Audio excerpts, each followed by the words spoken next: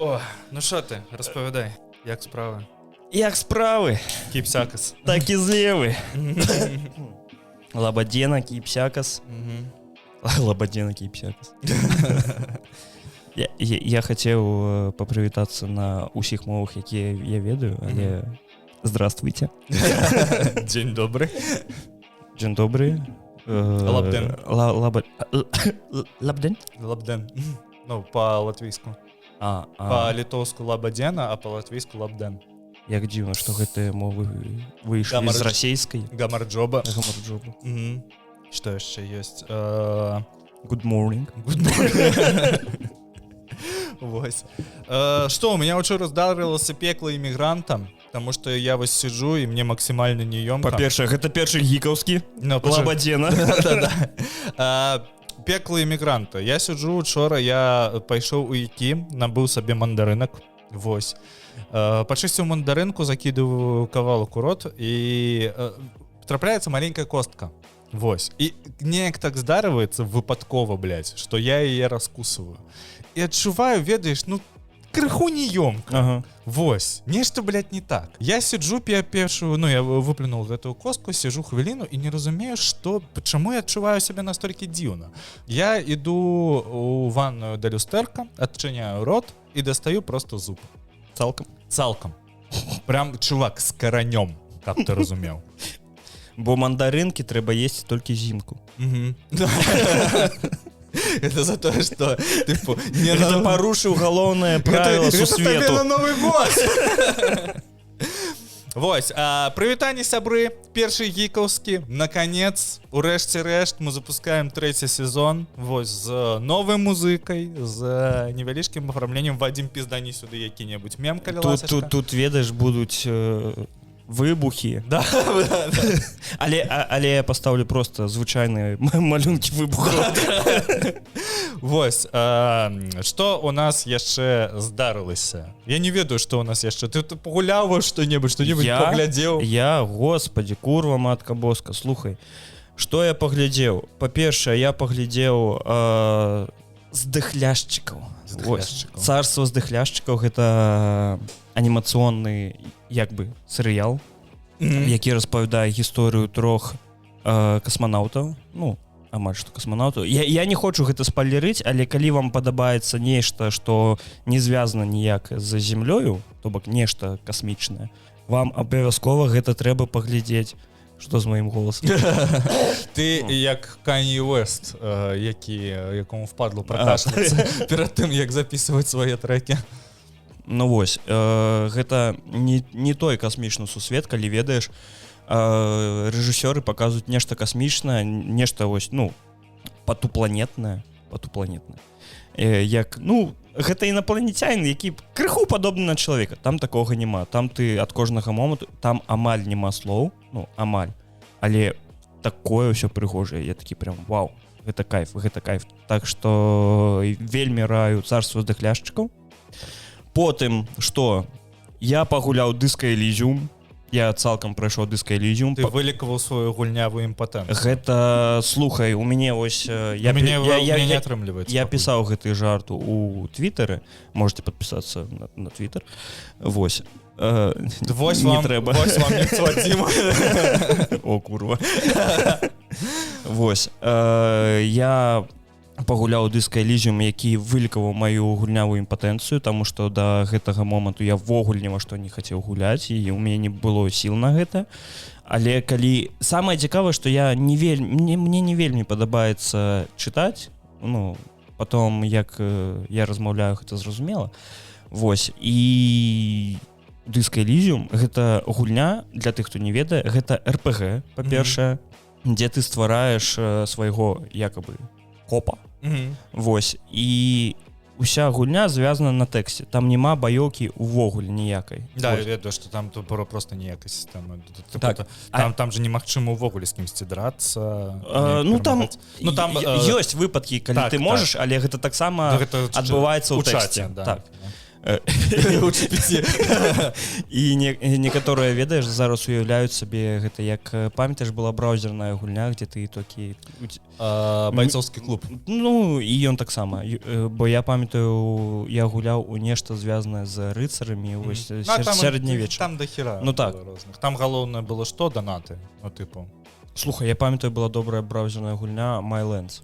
Не ведаю, вельмі цудоўна. Я там так добра прапампаваўся, а потым я даведаўся, што адтуль можна яшчэ і грошы выводзіць. Вось. Колькі зарабіў? А я не ведаю, я потым аккаунт просто згубіў. Окей. Вось. І Disco Elysium. Усе спытаюць, як гэта можа быць РПГ? Мои подписчики часто мяне пытаюць, як гэта можа быць РПГ, калі там нема баёўкі, а як ты прапампоўваешся? У цябе таксама ёсць знаёмая у умоўным інстаграме, якая ператварылася ў блогерку з 300 подписчикаў. Не, але я ведаю такіх людзей злоеву. Вось, бо, ну, у мяне, калі ты можаш заўважыць, у мяне не вельмі шмат подписчикаў ні ў інстаграме, ні ў твітары. Вось. Ну, я таксама. Я не ведаю, адкуль у мяне 200 чалавек у твітары, але вялікі вам дзякуй. Дык вось, аб чым гэта я? Што там прапампоўваецца ў гэтым дыска вашым Элізіуме, калі гэта РПГ, але там нема баёўкі. Там прапампоўваюцца твае асабістыя, ну, гэта не тое, што здольнасці, гэта ведаеш, як харызма, пачуццё гумару. Так. Серьезно? У тым жа сэнсе, так. Тыпу... На якой пляцоўкі ты праходзіў? Я ўсё гэта праходзіў на Xbox. Вось. І самае цікавае тое, што гэтыя здольнасці час ад часу, тыя здольнасці, якія ты больш прапампоўваеш, тыя у цябе і ведуць унутрыні твой дыялог больш за ўсё. Тыпу рацыянальнасць, ведаеш усё. І яна ў некаторыя моменты... А там існуе які-небудзь там тыпу білдинг, тыпу там ёсць якія-небудзь сістэмы прапампоўкі? Слухай, там ёсць, мне падаецца, там можна сабраць нейкага заўзятага такога гаўнюка, ці наадварот кагосьці вельмі добрага. Вось. Ну, сама гульня невялікая, яна ў мяне заняла там амаль 40 гадзін. Глядзі, пачвара ідзе. Фу, божух, на што гэта за белый пацук? Кс-кс-кс, ідзі сюда. Мяу, котішка. Ідзем. Даўненька наши подписчики не бачылі. Пані Зельда. Ну, распавядай. Ну вось. І ты можаш сабраць там нейкі білд, ведаеш, тыпу чалавека, які будзе там усе вось гэтыя расследаванні на раз-два шчоўкаць, а можа сабраць нейкага вар'ята, доўбіка, які ввогуле такі, які камунізм. Хутка смачна, проект России. Не, які такі хутка смачна, лепей за Макдональдс. Вось такога. Не, ну, нешта накшталт. Златка з мазікам. Давай глядзець аб'ектыўна. Ну вось параўнай зараз што-небудзь. Што? Златку з мазікам параўнай з чым-небудзь з Макдака. Ты не што гэта? Ты не хаваў хутка смачна? А ну ты, блядь, адкуль я? Окей. Хутка смачна. Хутка смачна. А я пераблытаў з смачнай кропка. Бля. На жаль, дарэчы, хутка смачна больш не працуе. Тыпу яны закрыліся. Вось. Я нават не ведаў, што гэта. Слухай, я піцу першы раз паспрабаваў 14 год. Дагэтуль на драніках сядзеў, так? Ну так. Я учора, невялічкі офтоп, я учора прыгатаваў цепеліны сабе. Вось, а і прыгатаваў іх просто ідэальнымі. Яны тыпу ідэальнай формы. Прыгатаваў, ты маеш на увазе разагрэў мікрахвалёўцы? Не, сам цалкам прыгатаваў. Вось. І я іх такі, я ўзяў больш-менш аўтэнтычны літоўскі рэцэпт, зарабіў вось гэты соус на шкварках, які, ну тыпу, блядь, гэта не соус. Соус. Шкваркі, гэта шкваркі. Гэта звычайна, ну яны гэта соусам клічуць. Ну, яны ўвогуле дзіўнае. І я яе Ты давай, нам яшчэ тут віды на жыхарства рабіць. Я яе хаваю такі, ну, бля, гэта бабка. Ты толькі даведаўся? Не, ну тыпу, мне здавалася, што, ну вось глядзі, што яны маюць нейкі свой асабісты смак? Да. Не, гэта варёная бульба з мясам. Вось глядзі, напрыклад, існуюць бульбяныя панкейкі ангельскія. Так, але адрозніваецца тым, што туды дадаецца лук, ну смажаная цыбуля, Мгм. і яшчэ дадаюцца вось гэтыя самыя шкваркі, і сверху гэта паліваецца ўсё, ну гэта не сметана, але ну тыпу гэта нешта накшталт йогурта. Cream sauce. Ну да, нешта такое. І яно крыху адлічаецца ўсё ж таки, таму што там і яйкі ёсць, і Гэта як я ўчора і мука. з кукурузным крухмалам гэта Да. вар'яцтва. Да, цалкам вар'яцтва. Хочаш тык-ток ставіць гэта? Паглядзіце.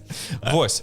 І яно крышачку адлічаецца, але я хаваю цэпеліны і такі, ну, бабка. Ну, тыпу, яно крыху па-іншаму гатуецца, але ў выніку гэта ўсё роўна, тыпу, нейкі бульбяны блін, унутры якога ёсць нейкае мяса. Усё. Ну так. Я калі першы раз паспрабаваў цэпелін, мне ўсе распавядалі, што вось цэпелін, гэта такі цуд. Хачу нагадаць, што назва падкаста першы гікаўскі. Нас пажытак, мы па вам вельмі сумавалі. Гэта вы яшчэ ў нашым чаце элітарным не былі. Да, дарэчы, подписывайтеся на наш элітарны Patreon. Вось. І мы цяпер сталі выкладаць сцэнары, якія у нас не выйшлі.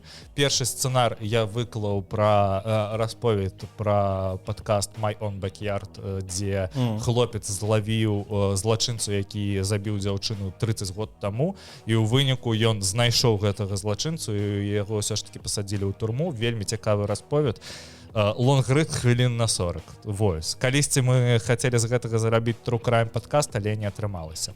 Дарэчы, слухай, у нас же там выходзіла нейкае эсэ. Да, зусім выпадкова. Зусім выпадкова. Асабіста пра беларускасць, і за яе пашырэнне вельмі хацелось бы падзякаваць пабліку «Чай з малінавым варэннем». Вялікі вам дзякуй, хлопцы. Вялікі дзякуй. Бо мне здаецца, адтуль не прыйшло медыя. прыблізна палова нашых праглядаў прыйшла адтуль. Вось. Паразмаўляем пра сатанізм, мне здаецца. Пачакай пра гэта, потому што, ну, хто з медыа яшчэ ўзяў наша эсэ? Ніхто. Зусім ніхто. Ну слухай, чай з малінавым варэннем называць медыа, гэта таксама дзіўна. А чаму не? Але, ну слухай, гэта разразненае медыа. Ну яны ж самі не падаюць сябе як медыа, мне падаюць. Я не ведаю, у любым выпадку вось вам QR-код на іх пабліку тэлеграм-канале. А то вы, блядь, не ведаеце, хто такі чай з малінавым варэннем. Слухай, мне падаецца, што ў іх недастаткова людзей на іх падпісана, бо толькі 44 000 чалавек. Для такога пабліка, для таго, як яны робяць, бо гэта, ну, раз'ёб. Натуральны раз'ёб, да. І гэта не таму, што яны нас прапіарылі. Не, слухай, я на іх падпісаны яшчэ быў да моманту 20-го года. Слухай, дзядзька, я на іх падпісаны быў у ВК з 2015 года. Ну вось. Калі я не памыляюсь. Ну так, недзе з 15-го года. Так што гэта вялікі раз'ёб, вялікі хлопцам дзякуй. Гэта як яны гэтага не ўбачаць, але як я быў падпісаны, мне здаецца, года 16-го на Беларусь галаўнога мозгу. Гэта спачатку ж быў твиттер-аккаунт, а толькі потым он з'явіўся ў тэлеграме. Вось. І гэта ўсё, калі я магчыма памыляюся, але мне здаецца, што ён выцек з пабліку ВКонтакце, ён назваўся «Рэвалюцыя праз сацыяльныя сеткі», нешта такое. Я вось дакладна не памятаю. Вось, гэта быў якраз такі праект. Я магу зараз памыляцца, але лепей пагулі. Што? Ленін адмінам быў? Ленин? Весь мир насилия мы разрушим, а потом мы новый мир построим. Кто был ничем, тот станет всем. Нейкае лайно сказаў. Гэта пра гэта ёсць даволі цікавы расповед. Памятаеш, у нас быў... ты не ведаеш. Хочу нагадаць, што 5 хвілін таму я пра Disco Elysium распавядаў. Да. Памятаеш, у нас ва універсітэце быў преподаватель, магчыма, ты яго не застаў, Сілін. Не. Логіку вёў. Не. Вось. У мяне логіку вела цётя Таня. Да, цётя Таня, окей. Прывітанне ёй, дарэчы. Магчыма, яна глядзіць нас. Ён мне не хацеў ставіць залік за простое, што я ніхуя не хадзіў на пары. Ну ты са мной в адным універе вучаўся, ты ведаеш. Вось. І ён сказаў, што ён паставіць мне залік толькі калі я прачытаю маніфест камуністычнай партыі. Я ведаю гэтую гісторыю. Вось. Я ў выніку прачытаў яе і адказваў на пытанні, пры гэтым ён проста цалкам антикамуністам быў. Слухай, ой, не Сілін, Сідарэнка. Сідарэнка? Ну так, ведаю. Ён же да сіх. Не, зваліўся давно. Ну дык вось. Гэта першая гульня, у якую я пагуляў. Гэта была Disco Elysium. Одно пытанне. Ну. Кажуць, што Disco Elysium даволі шмат сабраў розных узнагарод. І больш за ўсё кажуць, па-першае, пра стылістыку ў гульні. Вельмі цудоўна. Пра то, вось потому што я бачыў і музыку, і проста цалкам дызайн, ён вельмі клёвы. Але мяне больш цікавіць сюжэт. Кажуць, што сюжэт нешта накшталт даволі такога вельмі крэпкага нон-фікшн стыла. Што такое нон-фікшн? Придумывать новая, калі так новая плынь літаратуры. Ну слухай, я не сказаў. Такая. Ну гэта, слухай, гісторыя пачынаецца з таго, што ты не памятаеш, хто ты? Прачнуўся, і ты не памятаеш, хто ты. Хронікі Амбера. Ну вось, потым у цябе ёсць нейкая... Ну, у цябе на працягу усей гульні... Унутраныя цені, ці што таксама. Дарэчы, вы паслухайце «Унутраныя цені». Там у іх, дарэчы, ты гэтага не бачыў, «Унутраныя цені», у іх пачаў выходзіць 3-й сезон. Ага, як у нас. Внутренние тени скопировали першы хікаўскі, зразумел. Кінем ім страйк. Ну так вось. І у цябе на працягу ўсёй гульні ёсць адна галоўная місія. Вызначыць, хто быў забойцам. Ну, у цябе ёсць нейкае цела, і табе трэба вызначыць, хто забойца. Вось, і... Мёртвая жанчына, яшчэ 40 хвілін жанчына. Не, там мужик, ён 2 дні вісіць на дереве. Якая розніца? Давай будзем глядзець аб'ектыўна. Мы што? Я гэта выражу. Мы прагрэсіўны. Я гэта выражу. Чаму? Таму што. Ну. Вось, і паралельна з гэтым у цябе ёсць яшчэ нейкія, ты там ловіш місіі, дзе трэба таксама нешта расследаваць. Вось. І сам сюжэт цікавы, самі персонажы таксама цікавы. Табе цікава даведацца, хто што. Там ёсць расісты, там ёсць... Расейцы? Не, расейцаў, мне падаецца, не было. Не было. Вось, ну там ёсць нешта кшталту Расіі. А гэта выдуманы нейкі свет? Так. Вось. Там была таксама рэвалюцыя. Ой, вельмі шмат.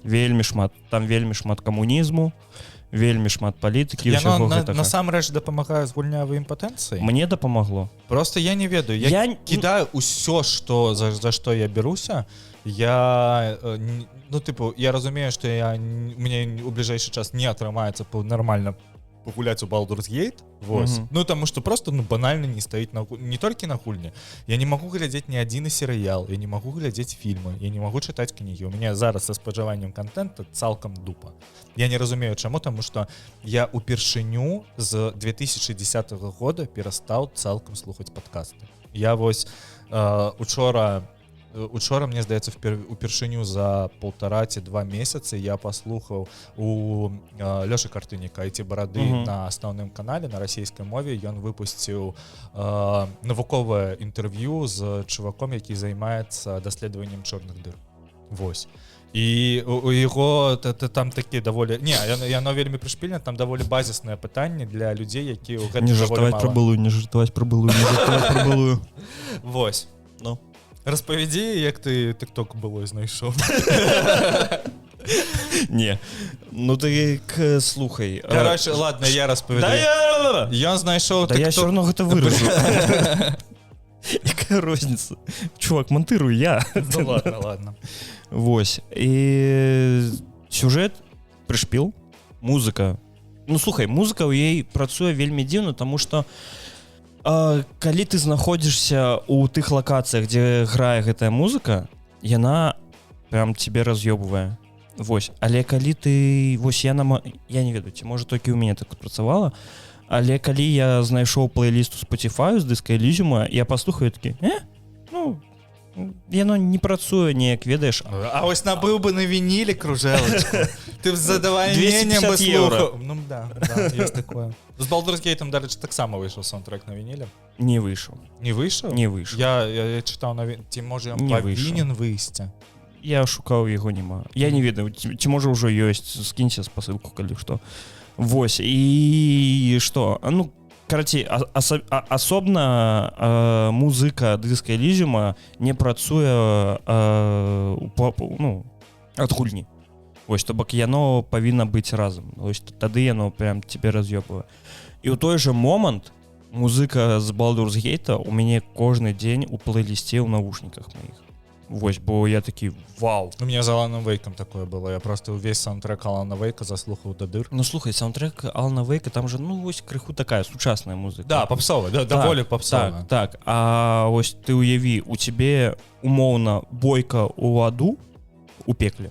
Вось, з адным з самых магутных босаў гульні, і раптам пачынае граць арган, блядь. І ты такі вау, гэта круто. І яна ў мяне, вось гэтая песня, бойка з Рафаілам, пад гэтую музыку я прям, цуд. Ну вось, карацей, Baldur's Gate, Disco Elysium вылечыў маю гульнявую імпатэнцыю, а Baldur's Gate да сіх падтрымуе маю эрэкцыю. Вось, калі так можна сказаць, у датычна гульнявай імпатэнцыі. Так што на дадзены момант я ўжо нагуляў, мне падаецца, 120 ці 130 гадзін у Baldur's Gate, і я ні аб чым не шкадую, асабіста аб тым, што я яе набыў за full прайс, блядь. Неяк так. Ты не прайшоў зараз Baldur's Gate? Да сіх яшчэ не. Ты першы акт скончыў?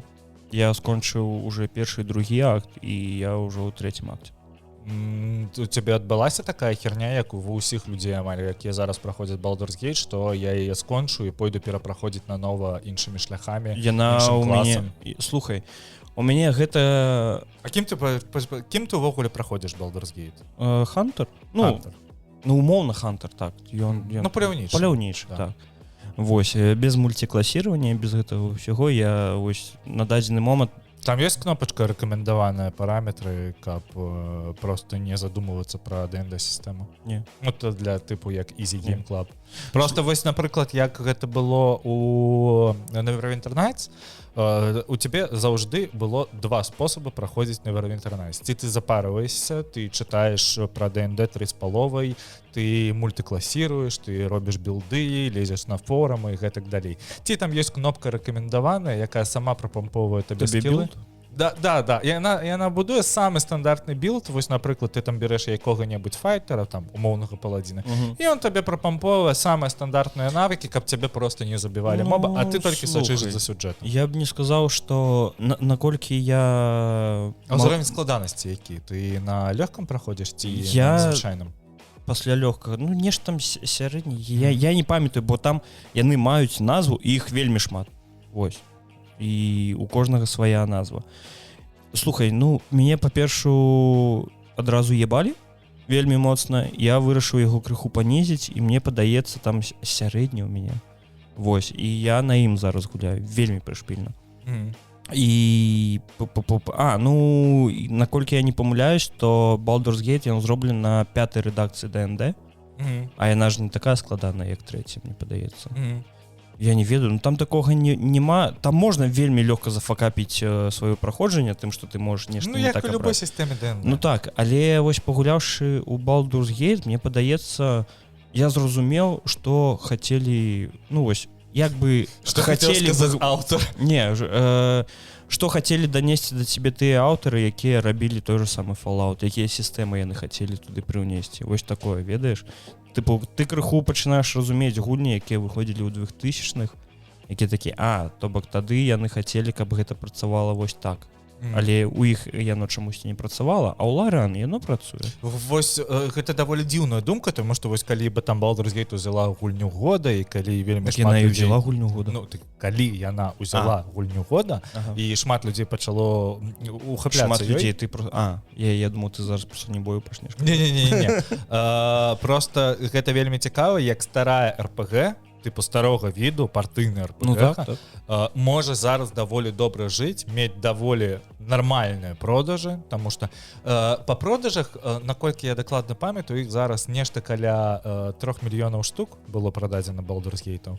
Вось, але то просто вельмі цікава, як даволі шмат людзей такія тыпу, яно яшчэ можа існаваць і так.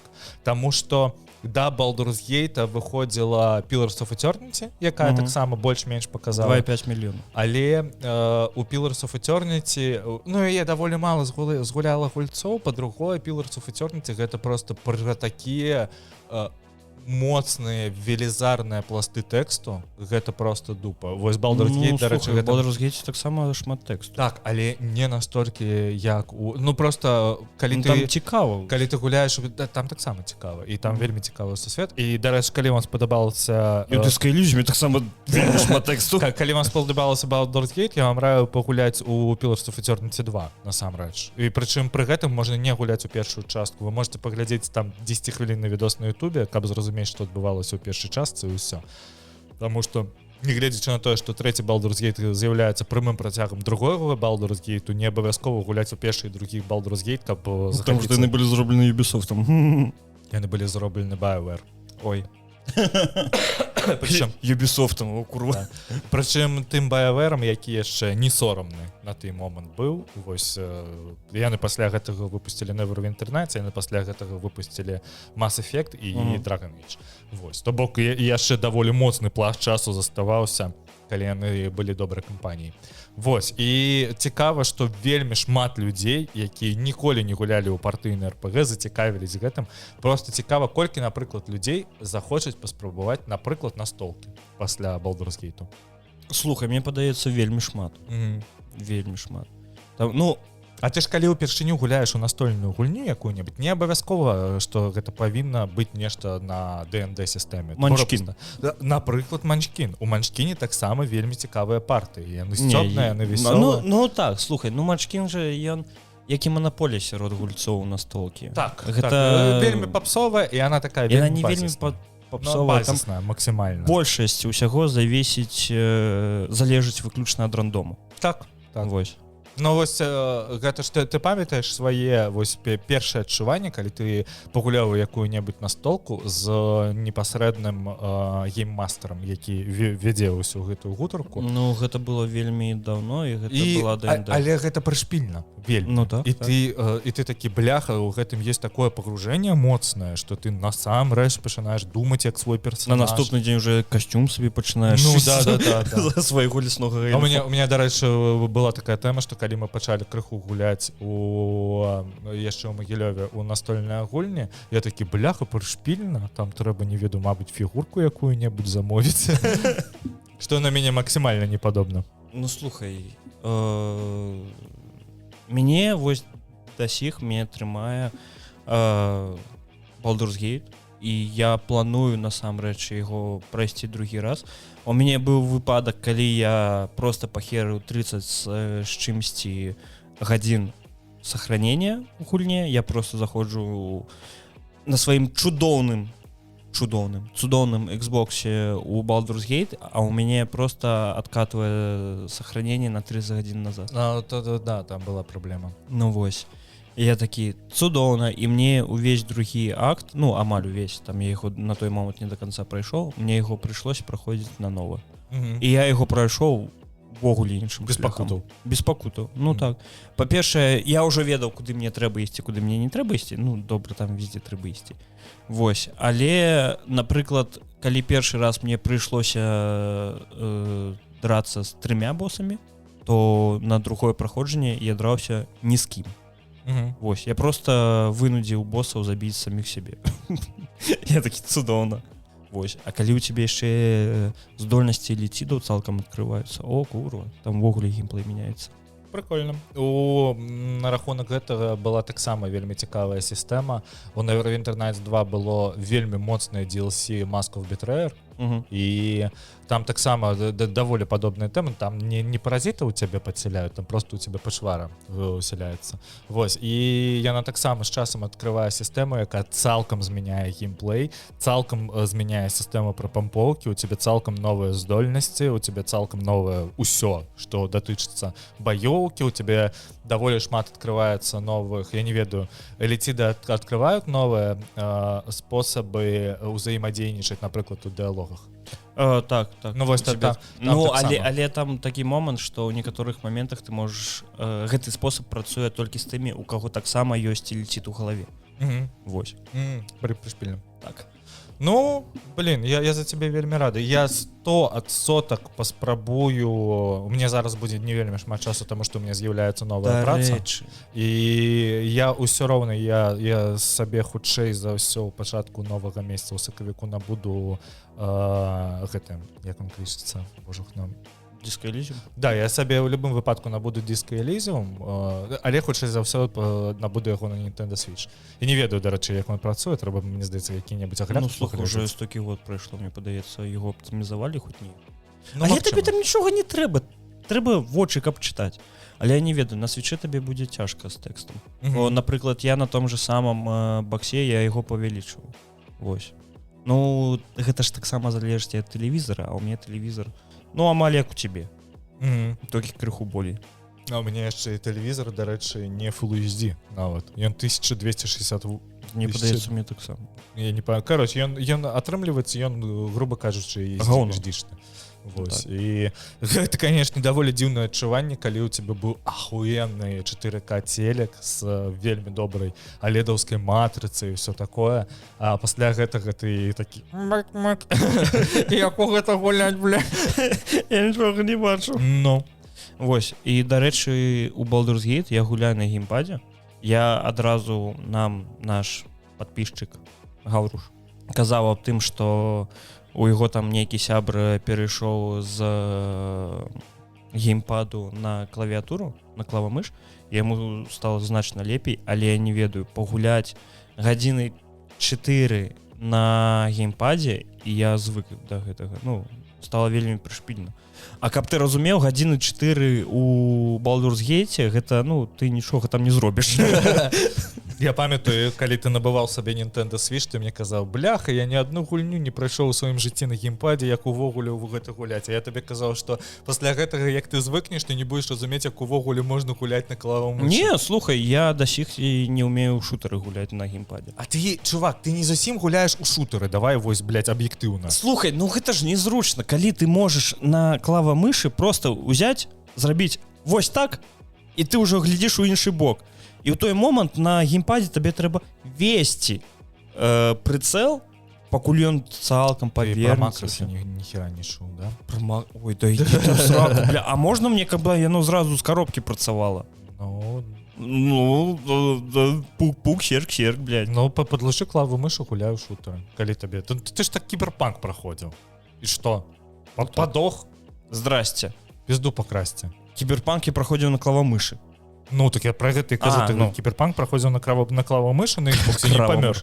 Ну, слухай, ну праблема-то ў тым, тое, што я хочу сесці перед тэлевізарам і гуляць. Ну, да. І вось, дарэчы, мяне даволі шмат ПК-гульцоў у гэтым плане не разумеюць, таму што я калі кажу, што, ну, вось, геймінг на канапе нашмат больш ручнейшы, нібыта, чым седзячы за сталом. І мне такія, ну, я там набуду сабе геймерскае крэсла, я набуду сабе тое, набуду сабе сёе. Ну, а потым праз 2 гады ты скажаш прывітанне свайму новаму сябру геймарую. Ну, вось. Вот. Ну, я так не само... жартаваць пра анальны секс. Каб запихнуць яго назад. Першы гікаўскі, лепшыя жарты ў гэтай гульне. Слухай, я першы раз, ну, пакуль я гуляў на клавамышы, я не разумею, як можна гуляць на геймпадзе. Я намагаўся гуляць на геймпадзе. Самае цікавае, што я намагаўся гуляць у яго у DMC 4. Я такі, як на гэтым гуляць? Ну, у гульню, якая предназначена для геймпаду, блядь, я такі... Якое, мне здаецца, самае кепскае кіраванне зробленае на клавамышы. У 4-м DMC... А, ты про клавамыш? Так. Там просто жах. Але мне было зручна гуляць на... Я 4-й DMC таксама праходзіў на клавамышы, і 3-й DMC праходзіў на клавамышы. І я памятаю, што калі параўноўваць вось 3-й DMC не рэмайстер, а яшчэ старую версію з 4-м DMC, таксама не рэмайстерам, ну, не з перавыпускам, там рэмайстера не было, наколькі я памятаю, то у 4-м кіраванне было яшчэ больш-менш нармалёвым, таму што там можна было, таму што я памятаю, што ў 3-м DMC ты не мог праз мышку вярцець камеру. У цябе было, атрымліваецца, у цябе было 4 кнопкі, каб бегаць, 4 кнопкі, які цябе За камеру дадавалі адказвалі. яны баёўку рэгулявалі, таму што там удар мечом, выстрел з пісталету і так далее, і так далее. І было 4 кнопкі, якімі ты яшчэ вярцеў камеру. То бок у цябе атрымлівалось 12 кнопак, каб кіраваць. Ну слухай, гэта як на піаніна амаль. Ну да. Тыя, хто праходзіў першы Dark Souls на клавамышы, яны больш-менш ведаюць аб чым. Ну так вось. І я не разумею, як можна гуляць на геймпадзе. Але калі ў мяне з'явіўся Switch, калі ў мяне з'явіўся Xbox, я такі, я не хочу вяртацца. Да. Ну, слухай, у той жа момант, на дадзены момант нічога цікавага з шутараў не выходзіла, каб я такі прям вау, трэба сесці, падлучыць зноў клавамыш. Но акрамя кіберпанку, я толькі кіберпанк прайшоў. І то Phantom Liberty, калі я дакладна памятаю, я праходзіў ўжо на геймпадзе. Вось, з пакутамі, але праходзіў на геймпадзе. Я, калі зараз быў у Польшчы, у мяне так атрымалася, што я там пашчупаў новы Microsoft Surface, ноутбук Microsoft Surface, і гэта ж такое, ведаеш, прылада, якая, ну, цалкам адлюстроўвае бачанне Microsoft сваіх вінды на сваіх ноутбуках. І, ну, і вось гэта тая ж гісторыя, як, напрыклад, з Google Pixel'ем, калі Google паказвае сваё бачанне мабільнікаў. Да, прывітанне. Вось, і там вельмі моцная версія гэтага Microsoft Surface за 3000 евро ці за колькі. Вось, я яе паціскаў, і чувак, які мне даваў, ён у гэты момант праходзіў Ori and the Blind Forest. І ці, не The Blind, а Ori and the Will of the Wisp, другая частка Ori. Вось. І гэта такі, гэта Metroidvania, у якой вельмі шмат платформінгу, і ён яе якраз праходзіў, ну, грубо кажучы, з кіраваннем на клавамышы. Ну, там без мышы, але атрымліваецца на клаве. Вось.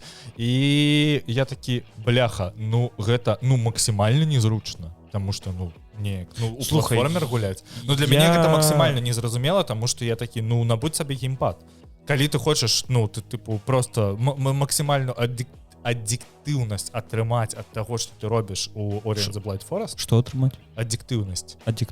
Што гэта? Ну, задавальненне, тыпу. Я выглядаю вельмі тупым.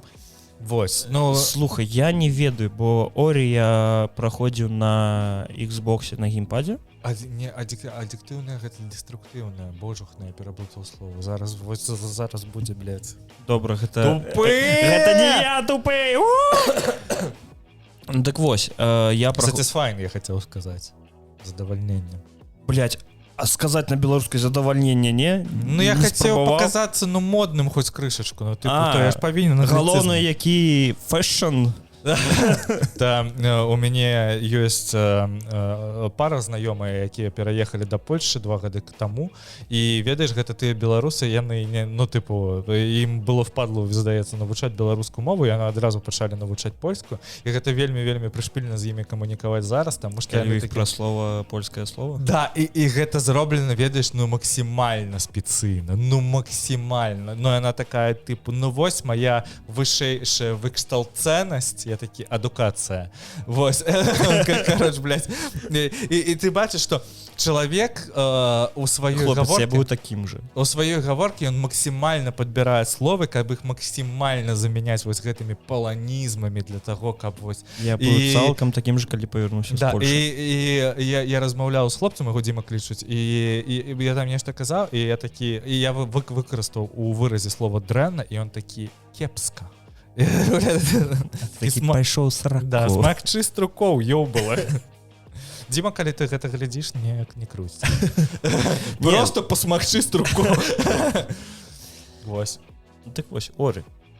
Я калі... Ну, я не прайшоў добра Ori. Я пагуляў яго гадзін 5, мне падаецца. Я такі, ну, цудоўна, на геймпадзе цуд. Але у той жа момант я Dead Cells на 3 клеткі, калі я не памыляюся, прайшоў на клавамыш. Не, я Dead Cells нават ніколі не гуляў на кампутары. Толькі на Nintendo Switch. А я вось... У меня была другая спроба, ён у геймпасе ёсць, я спрабаваў пагуляць у геймпасе. і зразумеў, што мне цалкам не цікава на новы праходзіць Dead Cells, таму што вось якраз такі вось гэтай рэпетатыўнасці У сэнсе на новы, як Dead Cells можна праходзіць на новы? Там кожны заход гэта праходзіць на новы. Не, ну тут тебе ж прапампоўка там ёсць. Ну, Тыпу у тебя цалкам не прапампаваны персанаж, тебе не прапампаваная шляга для лекаў і так далее, і так далее.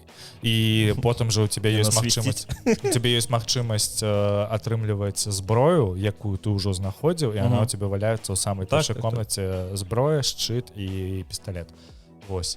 Ну, кароч, я не, тыпу, мне не атрымалася. Мне здаецца, я пагуляў гадзіны 4, і я такі, добра, потым, калі захочу, вось у мяне на 3 клеткі пройдзена, калі захачу далей, я просто далей пачну гэта на Nintendo Switch праходзіць.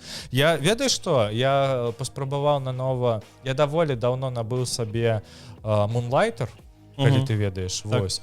І я чуў вельмі шмат усхапленняў на рахунак таго, які Moonlighter цудоўны, як моцна ты паглынаешься, ну, як я тебе моцна паглынаю, вось гэта рэпетатыўная якраз сістэма, і там же гэтая тэма, што ты будуеш сваю краму і так далее, і так далее. Я ў Moonlighter вытрымаў пагуляць 2 гадзіны.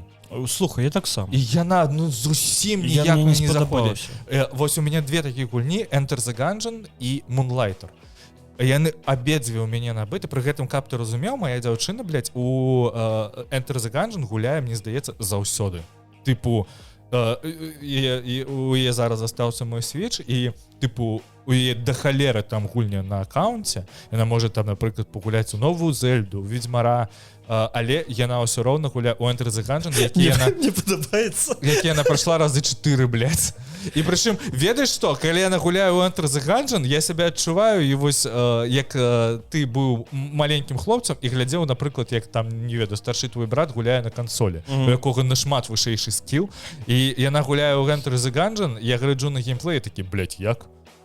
Як ты гэта робіш? І она, ведаеш, як, блядь, як у Dark Souls, і она там вырашваецца ад кулі, блядь, па ей босы не попадаюць, яна забівае босаў, блядь, без урона, і я такі, ну, тыпу, Зельда? Мне падабаецца, калі... Пайду жрань, пройду. Мне падабаецца, калі ўладальнікі Switcha кажуць, да там шмат гульняў. Зельда, Ведьмар. Усё, Skyrim. Ой, так. Мне больш падабаецца, калі ўладальнікі Switcha такія, моя дзяўчына, і ты такі, у тебя ёсць дзяўчына? Я думаю, хлопец. Вось. На рахунок ты кажаш, што ты праходзіш на Xbox, тут мы не выходзілі з табой колькі, ну прыблізна амаль 2 месяцы. Не, 2. 30 снежня у нас, ці 31 снежня апошні выпуск выходзіў з Лёшам РГБ. Калі не слухалі, паслухайце, мы там пра гульні нашага дзяцінства размаўляем. Вось, і... Тут за гэты момант вырашылі пахаваць Xbox. Вось. Што, новы відзік выйшаў? Як кажуць, хавалі Xbox, падралі 2 баяны. Вось. Усё пачалося з таго, што пачаліся чуткі на рахунак таго, што некаторыя эксклюзівы, а там дакладна 4 гульні, выйдуць на іншых пляцоўках, у тым плане... Які жах? І гэта пахаванне Xbox? Ну так, тыпу, у Xbox няма эксклюзіваў. The Last of Us і God of War такі... Ну, яны ж не на Xbox выйшлі, яны ж выйшлі на ПК. Яны ж выйшлі, ты ж не разумееш. Гэта ж ёбаная скрынка дротчеры не атрымалі на сваёй сранай коробке Xbox Series S. Вось ведаеш, гэта нішчыбродская, якую вось можна набыць за 200 евро па знічке. Паразмаўляем за Call of Duty праз 2 гады. Ты там да сіх не можаш пагуляць у свой хотел сказать срано, у свой выкшталцоўны The Last of Us, вось, таму што, ну, да. Вось, ну і все, пахаванне Xbox, але калі мы паглядзім, што, ну, здаецца, самы моцны эксклюзіў Xbox, які выйдзе зараз на іншых пляцоўках, гэта Hi-Fi Rush. І вельмі добра, што Hi-Fi Rush выйдзе на PlayStation 5, таму што... Хоць нешта добра пагуляеце. Мабыць, вы пагуляеце, блядь, у гульні, а не ў сваё сранае кінцо. За стелсом у траве, бля. Вось. А я такі заўсёды, не, ну, фанаты Xbox, яны ж ніколі не накідаюцца на хто-небудь. Я хочу заўважыць, што я Nintendo ёб. Ну ты нават не чалавек. Да, страта эксклюзіўнасці праектаў, я не ведаю, мне гэта вельмі цікава, таму што даволі вялікая сварка атрымалась у Твиттер, Філу Спенсеру пачалі ў Твиттер напісваць. Ён павінен быў выйсці ў Xbox, выходзіць афіцыйны Xbox падкаст, і ён павінен быў яго прайсці, распавесці аб тым. Ён павінен быў прайсці падкаст? Прыйсці ў падкаст і распавесці пра тактыку Xbox на свае кансольныя гульні. Вось. І дагэтуль, калі ты памятаеш, слівалі дакументы Xbox, і там людзі убачылі такі тыпу адсылкі на тое, што магчыма брэнд Xbox ператварыцца ў нешта іншае, што яны там адмовяцца ад гульнях на фізічных носьбітах, што яны будуць выпускаць носьбітах? Ну да. Вось, і яны будуць выпускаць свае гульні на іншых пляцоўках і гэтак далей. Вось. І, канешне, гэта ўсё вельмі дзіўна, таму што гэта ў большасці сваёй адсотак на 80 пісалі, блядь, фанаты PlayStation. Ой, ну слухай. Мне здаецца, што Sony Boy гэта больш блізка ўспрынялі да сэрца. Я хочу просто нагадаць, калі выходзіла першая Horizon на ПК, сварка была і бурлевіне лайна было нашмат болей, што о, божухна, вы выпускаеце нашы эксклюзівы на тым, што ну тыпу на чьи наши, блядь. Ну вось да, ну тыпу я набываю сабе там умоўную PlayStation 4 Pro, каб пагуляць у Horizon Zero Dawn, а вы зараз выпускаеце гэта на ПК. І людзі, да. І потым я вельмі добра памятаю, што гэта ператварылася ў тое, што нехта з вельмі вялікіх блогераў казаў, мне вельмі спадабаўся гэты тэк, тыпу Sony дае глыток воздуха для таго, каб абрубіць кісларод, калі яны будуць выпускаць Horizon Forbidden West. Вось вы зараз пагуляеце у Horizon Zero Dawn, і пасля гэтага будзеце вымушаны набыць сабе PlayStation 5, каб пагуляць у Horizon Forbidden West. У мяне ёсць пытанне да гэтых людзей, і дзе, блядь, ваш Horizon Forbidden West зараз? Тыпу, гульня, якая не атрымала нічога у выніку. Яна нават не... Дзе ваш, блядь, Чалавек-павук 2? Гульня года Baldur's Gate 3. А Чалавек-павук нешта атрымаў на... Не, я магчыма памыляюся, але з такіх вялікіх узнагарод, тыпу за лепшы сцэнар, за лепшы геймплей, груба, ну там не за лепшы, там гульня года просто ёсць. За музыку не атрымала, таму што гэта ўсё заняў. Там яно так падзялілася, што быў лепшы... Мне здаецца, яно атрымала лепшую гульню Sony на пляцоўкі. Сярод Sony быў? Ну там же была тэма, што лепшая гульня на Nintendo Switch гэта быў Tears of the Kingdom. Вось. І здаецца, ад Sony гэта быў... Вельмі цікава тое, што вось усе гэтыя навіны на фоне Xbox прайшлі даволі міма, таму што праз 2 ці 3 дні Філ Спенсер і чувак, які займаецца кіраваннем проектаў Sony, ну як-то выдавецкай дзейнасці, не Sony, Microsoft. Яны сказалі, што некаторыя гульні Activision Blizzard будуць з'яўляцца ў дзень рэлізу ў геймпасе, і што можна ўжо чакаць з'яўлення Call of Duty. Там не было сказана напрямік, якія асабліва Call of Duty павінны выйсці, кажуць, што гэта там умоўныя Call of Duty, там апошні, магчыма. Вось. Магчыма. Ну, не было на дадзены момант заяўлення, што апошні Call of Duty будуць выходзіць у дзень рэліза ў геймпасе. Таму што, ну, гэта вар'яцтва нейкае з боку Microsoft будзе, таму што яны прыносяць даволі добра грошай. І, канешне, я не разумею, чаму людзі прынялі гэта так блізка да сэрца, таму што Microsoft, заробіць больш грошай. Ну, аб'ектыўна, гульнявы падпадзел Microsoft зараз не прыносіць столькі грошай Microsoft, колькі Microsoft хацелася. Але у Microsoft, па-першае, ёсць чыт-код на бясконцыя грошы, гэта лічыцца Windows. Вось. У іх ёсць чыт-код на бясконцыя грошы Microsoft Azure, які таксама. Microsoft вельмі паспяхова прадае свае офісы, вельмі паспяхова прадае свае воблачныя сервісы і так далее. Атлант таксама.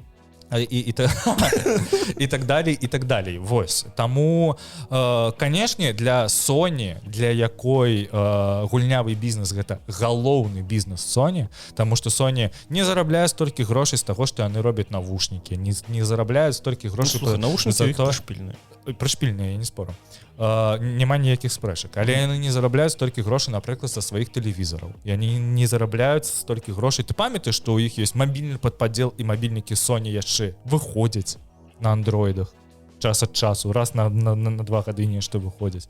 Вось. І, канешне, для іх гульнявы бізнес гэта самае галоўнае, што ёсць на дадзены момант, і варыянта абасрацца недзе.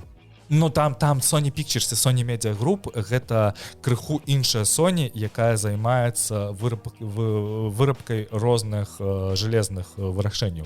То бок, ну і тое ж самае, тая Sony, якая выпускае, напрыклад, мабільнікі, гэта не тая ж самая Sony, якая робіць гульні. Гэта даволі вялікі кангламерат, які састаіць. Ну, грубо кажучы, што ў цябе ёсць галоўная Sony як мацярынская кампанія і ёсць дочкі, якія займаюцца рознымі падпадзеламі. Напрыклад, у Microsoft прыблізна тое ж самае, але у Microsoft, наколькі з юрыдычнай кропкі зору гэта зроблена, у іх падпадзел Xbox з'яўляецца часткай галоўнай кампаніі Microsoft. А Sony PlayStation з'яўляецца іншай юрыдычнай асобай. То бок, напрыклад, калі Microsoft здае справаздачу, ён здае справаздачу цалкам на ўвесь Microsoft, і яны здаюць справаздачу і па Windows, і па вырабніцтву Microsoft Surface, і па вырабніцтву Xbox і продажы гульняў. А Sony здае сваю справаздачу толькі на PlayStation, напрыклад, ці толькі на мабільны падпадзел. І атрымліваецца, што яны прывязаны да крыху іншых інвестараў. І для Sony, якая, ну, асабліва Sony PlayStation, для іх варыянт абасрацца недзе, ці там папасць у якое-небудзь бурленне говень, таму што... Говень. Да, таму што, напрыклад, яны ж панізілі прагноз зараз, яны планавалі за 2024 год прадаць каля 18 мільёнаў PlayStation 5, але ў выніку яны панізілі... Але ў выніку выйшаў Palworld. І пиздец. І чамусьці Xbox прадаўся вельмі шмат якой партыі калі не памыляюсь, у Японіі. Ну там, а яны ж зноў спрабуюць зайсці на японскі рынок. У Microsoft, дарэчы, я не ведаю, мабыць, ты наталківаўся на артыкулы ці на відэа пра тое, як Microsoft увогуле колькі год яна спрабуе зайсці на гульнявы рынок Японіі.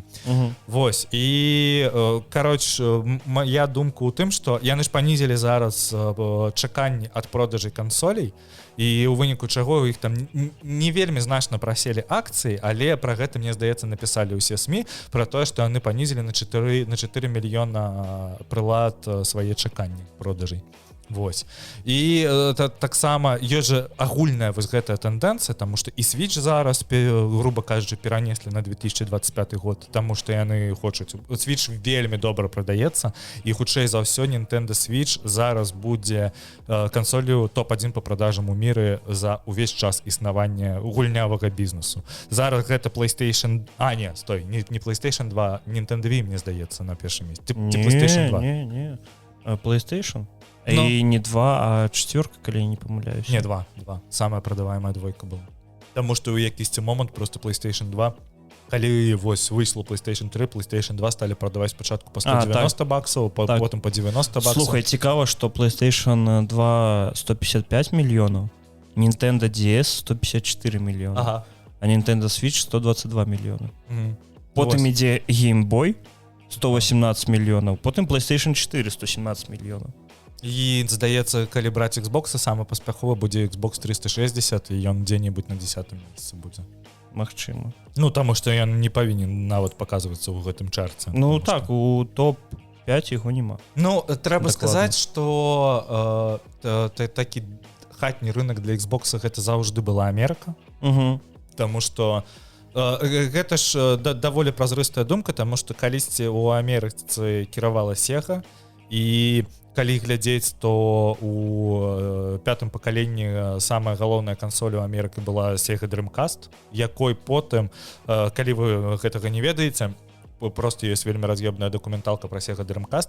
У выніку ўсё кіраўніцтва Sega, якое распрацоўвала Sega Dreamcast, перайшло працаваць у Microsoft, і яны зрабілі арыгінальны Xbox, які не быў вялікім канкурэнтам да PlayStation 2, але PlayStation 3 атрымліваецца.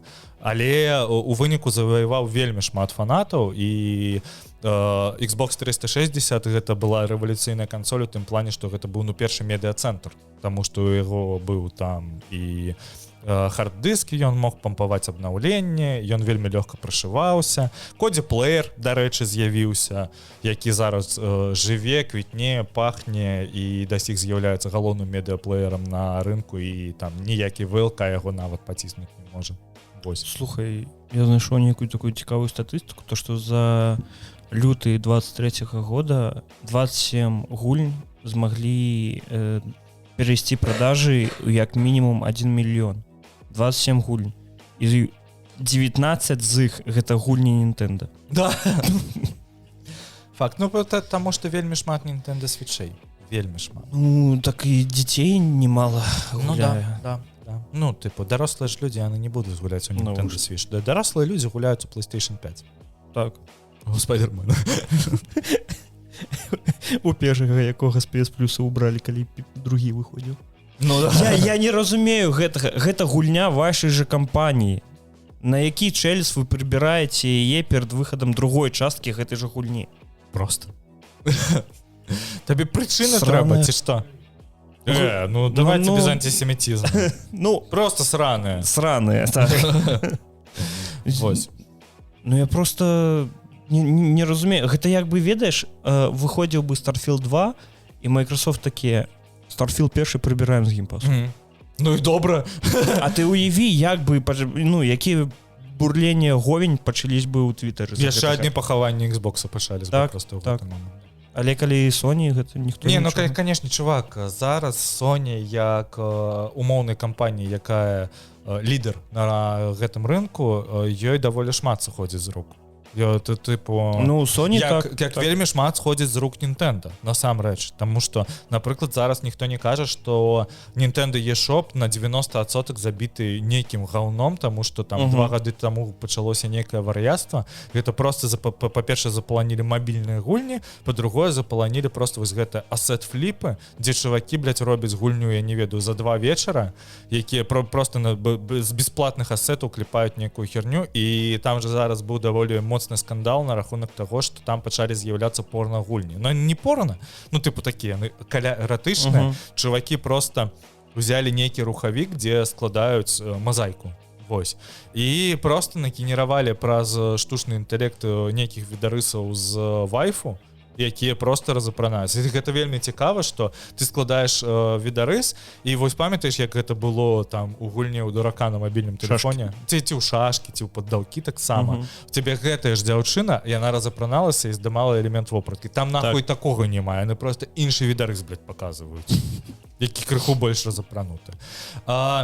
Цікавая яшчэ рэч, таму што зараз з'явіліся слівы пра тое, што Microsoft разглядае варыянт стварэння сваёй партатыўнай кансолі, таму што, па-першае, Steam Deck з'явіўся, і Steam Deck паказаў, што зараз... А да гэтага нічога не было. Ну, конечно. Не, ну, типу, Steam Deck паказаў, што гульні з ПК можна запускаць у партатыве і даволі добра. І у Microsoft, ну, типу, гэта ж вінда, гэта галоўнае, што зараз існуе для гулень на ПК. І кажуць, што магчыма, і сам Філ Спенсер, дарэчы, гэта казаў у тым же самым падкасце, што яны абмяркоўваюць магчымыя форм-фактары для гулень, то бок, ну, яўны намёк на тое, што гэта можа быць гульня ў партатыве. Калі ласачка, не піліце кантролер Xbox на 2 часткі. Ну вось, дарэчы, з PlayStation Portal, па-першае, яго вскрылі, і ў гэтым ніякай цікавай навіны няма, таму што жалеза там лайно, і самае лепшае, што з ім можа быць... Гэта кансоль для стрымінгу. Самае лепшае, што з ім можа быць, гэта да яго прыкруцяць GeForce Now. Вось. Былі чуткі пра тое, што Sony распрацоўвае зараз прататыпы новай PSP. Вось.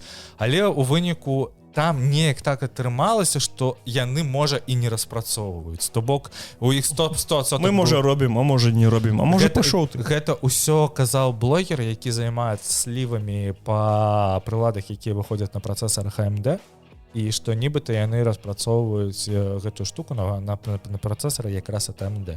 Вось, але там выйшлі нейкія разаблачэнні на рахунак таго, што ён мог гэта і прыдумаць, таму што яго былі нейкія, ён уже рабіў слівы, якія ў выніку ні да чаго не прыводзілі, але чувак прыблізна сказаў так, што яны зараз робяць нейкі прататып для таго, каб паглядзець, ці магчыма зрабіць новую PSP. Ну то бок там праз дупу гэта ўсё зроблена. Вось. Я не ведаю, я з задавальненнем бы паглядзеў на Xbox у партатыўным фармаце, і для мяне цалкам незразумела, як яны бляха гэта будуць прадаваць, запускаць і так далее, таму што хутчэй за ўсё гэта будзе ты геймпас, які пакашны, яны для яго будуць патрабаваць адаптаваць гульні яшчэ для партатыву, да, для нейкай партатыўнай прылады, і для распрацоўшчыка просто гэта максімальна нелагічна будзе. Вось выходзіць у тебя там умоўны Hi-Fi Rush 2, ён павінен у тебе добра працаваць на Xbox Series X, ты павінен адаптаваць версію под Xbox Series S, пра што даволі шмат выдаўцоў не хочуць выдаваць свае гульні на Xboxах, таму што атрымліваецца, што ў тебе трэба распрацоўваць две версіі гульні адначасова.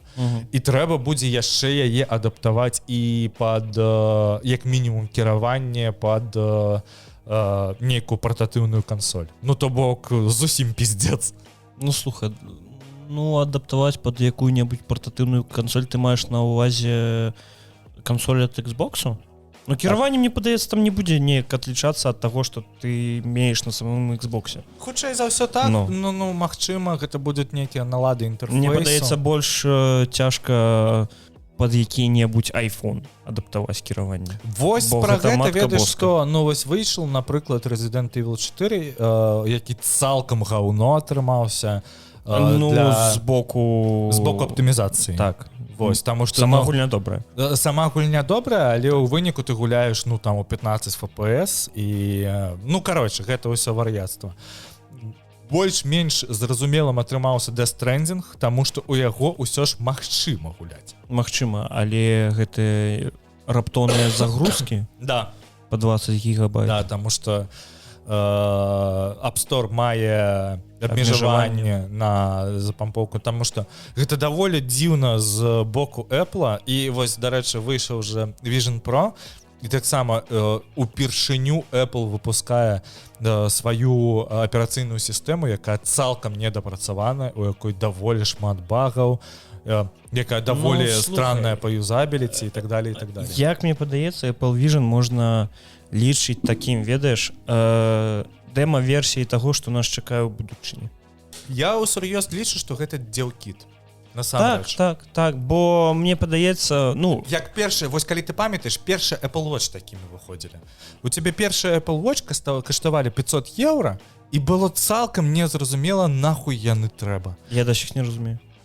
Зараз больш-менш зразумела, таму што мы зразумелі форм-фактор гадзіннікаў, якія ты носіш, ну, тыпу разумныя гадзіннікі. Ты праз іх глядзіш паведамленне. Магчыма, калі ты займаешься спортам, ты збіраеш нейкія дадзеныя проста праз тое, што... Просто свой фізычны стан? Так, ну як ты, напрыклад, ты спіш, ці як ты бегаеш, які ў тебе пульс? Як часта ты спіш у Apple Watch? Калі яны у тебе... Заўжды. Колькі яны у тебе трымаюць? 2 дні. Я просто памятаю, што, ну, Samsung Galaxy Watch рабілі тое ж сам, ну, амаль тое ж самае, што і робіць Apple Watch на той момант, калі яны выходзілі. Вось, і там заряд трымаўся тыдзень, блин. Ну да. І ў той момант у мяне у дзяўчыны яна кожны вечар ставіла на лядоўню. На ладаванку ставіла Apple Watch, таму што яны ў яе за дзень разряджаліся. Ну, яны ў мяне трымаюцца стабільна 48 гадзін. І я кожную раніцу, калі іду у душ, я просто, ну, там, тыпу, пайсці памыцца, пачысціць зубы, ну, вось, уся хуйня, якую ты робіш пасля таго, калі ты выпіў каву. Я заўжды ставлю... Агітуй. телефон на ладаванку і заўжды ставлю на ноутбук. Я просто втыркиваю, у меня ноутбук падтрымлівае хуткую ладаванку. Я ставлю Apple Watch, і до таго моманту, калі я выходжу, там у меня колькі гэта займае, там 30 хвілін, грубо кажучы, я выходжу з душа, і яны у мяне заладоўваюцца 10 до 70-80%. Я за апошні год, сука, іх ні разу не заладоўваў, ніводнага разу до 100%. Ніводнага просто. І вось, ну окей, я сёння я іх учора заладоўваў, вось я іх учора пазаўчора я іх заладаваў до 80%, і у мяне зараз 9% ладаванкі на гэтым. Наколькі тебе іх хопіць? 9%? Мне здаецца, праз 2 гадзіны яны ўжо сядуць. Глядзі, форм-фактор, калісьці, калі мы выходзілі на Новы год, на ты Новы год, я казаў, што Apple Watch... Ты не разумееш Apple Watch. Да, гэта цалкам незразумелы дэвайс для мяне. Што я магу сказаць за вось прашэдшы год карыстання Apple Watch'амі? Я на іх гляджу паведамленні, гэта зручна. Таму што я заўжды іх прасіраю, і асабліва у мяне стаяць, у мяне зам'ючаны амаль усе паведамленні, акрамя паведамленняў ад цябе, маёй дзяўчыны, суполкі, элітарныя суполкі першы гікаўскі і маёй мамы. Вось вам паведамленне ад Лёшы, дзе ён заходзіў м'юціць паведамленне ад элітарнай суполкі. Я кожны дзень іх м'ючу перад тым, як класціся спаць, бо вы вельмі любіце перапісвацца па начах. Я зранку прачынаю. Я просто працаваў уноч. 150 паведамленняў. І я ж курва гэта ўсё чытаю, таму што у вас там нейкія мемасы, жарты раз'ёбныя і так далее, і так далее. А у нас там, каб вы разумелі, у нас там просто час ад часу, вось, мы можам, я не ведаю, абмяркоўваць алей па зніжкі за 90 цэту, ці пасля гэтага абмяркоўваць гульні, якія выйшлі. Ой, там вы, калі што, там вы можете ўбачыць часткі таго, як Baldur's Gate 3 можа выглядаць на беларускай мове. Ой, да, дарэчы, вельмі цікавы момант. Вось, і я гляджу паведамленні, зараз вось, як, напрыклад, у мяне працоўныя суполкі з'явіліся, і вось я просто, каб не праёбваць у працоўных суполках, гэта для мяне вельмі зручна. Па-другое, я карыстаюся імі як гадзіннікамі, як не дзіўна. І па-трэцяе, чувак, я праз іх заўжды кірую музыкай ці падкастамі. То бок, гэта вельмі зручна, каб рэгуляваць гучнасць, напрыклад, калі ты кладзешся спаць, ты хочаш зрабіць крыху цішэй, ці грамчэй, калі ты дзе-небудзь... Тебе AirPods. Што за хуйня гуляе? Я вас, дарэчы, не ведаю. Ведаеце, што зараз у мяне ў наушниках? А у тебя зима в сердце. Да, это я таксама не ведаю. Включи плейліст просто Baldur's Gate 3 і ўсё. Добра. Я кірую музыкай, і, дарэчы, у AirPods'ах нельга кіраваць узроўнем гучнасці. Так, для інфармацыі. А чаму я кіраваў? Таму што гэта можна рабіць толькі на AirPods Pro 2, а у мяне AirPods 3. Так у тебе крутейшие. Вось. Baldur's Gate 3 Original. Вось. І кіраванне музыкай. І мне здаецца, што яшчэ... Таймеры. Калі смажыш ежу, нешта робіш, гатуеш, закідваеш... У мяне для гэтага ёсць сіры. Закідваеш макарохі і так далее. Хутчэй, таму што яно запамінае, калі ты...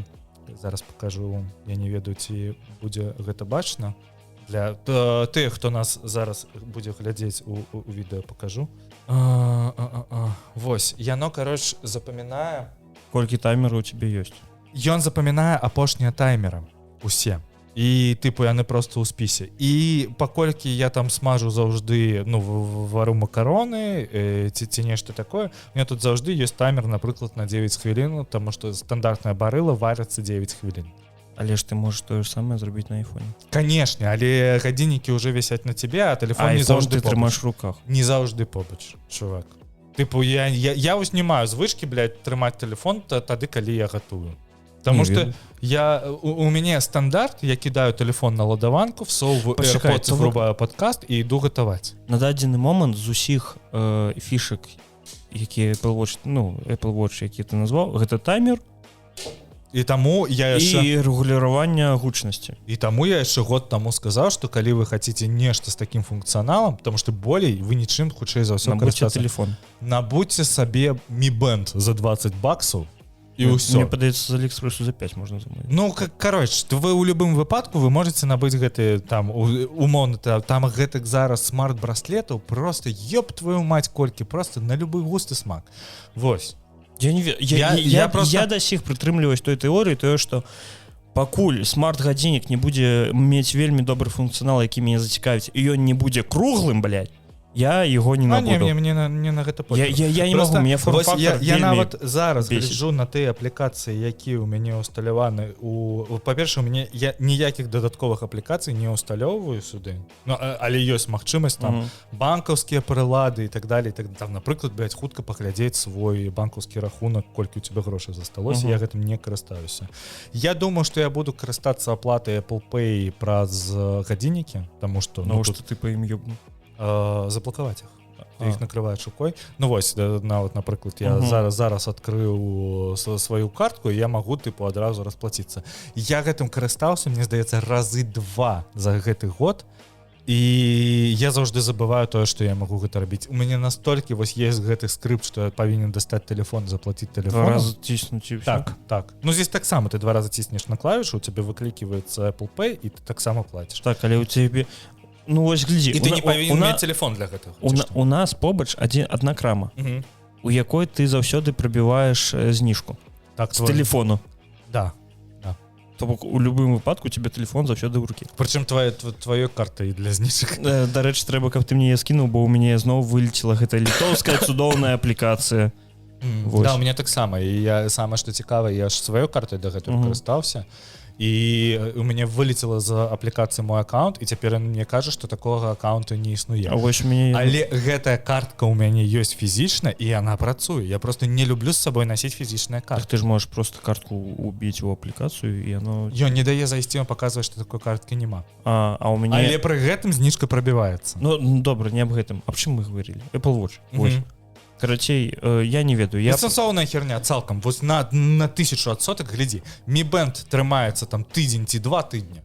Гэта першае. Вам не трэба трахаць сабе галаву, каб яго заладоўваць. Паведамленні также прыходзяць.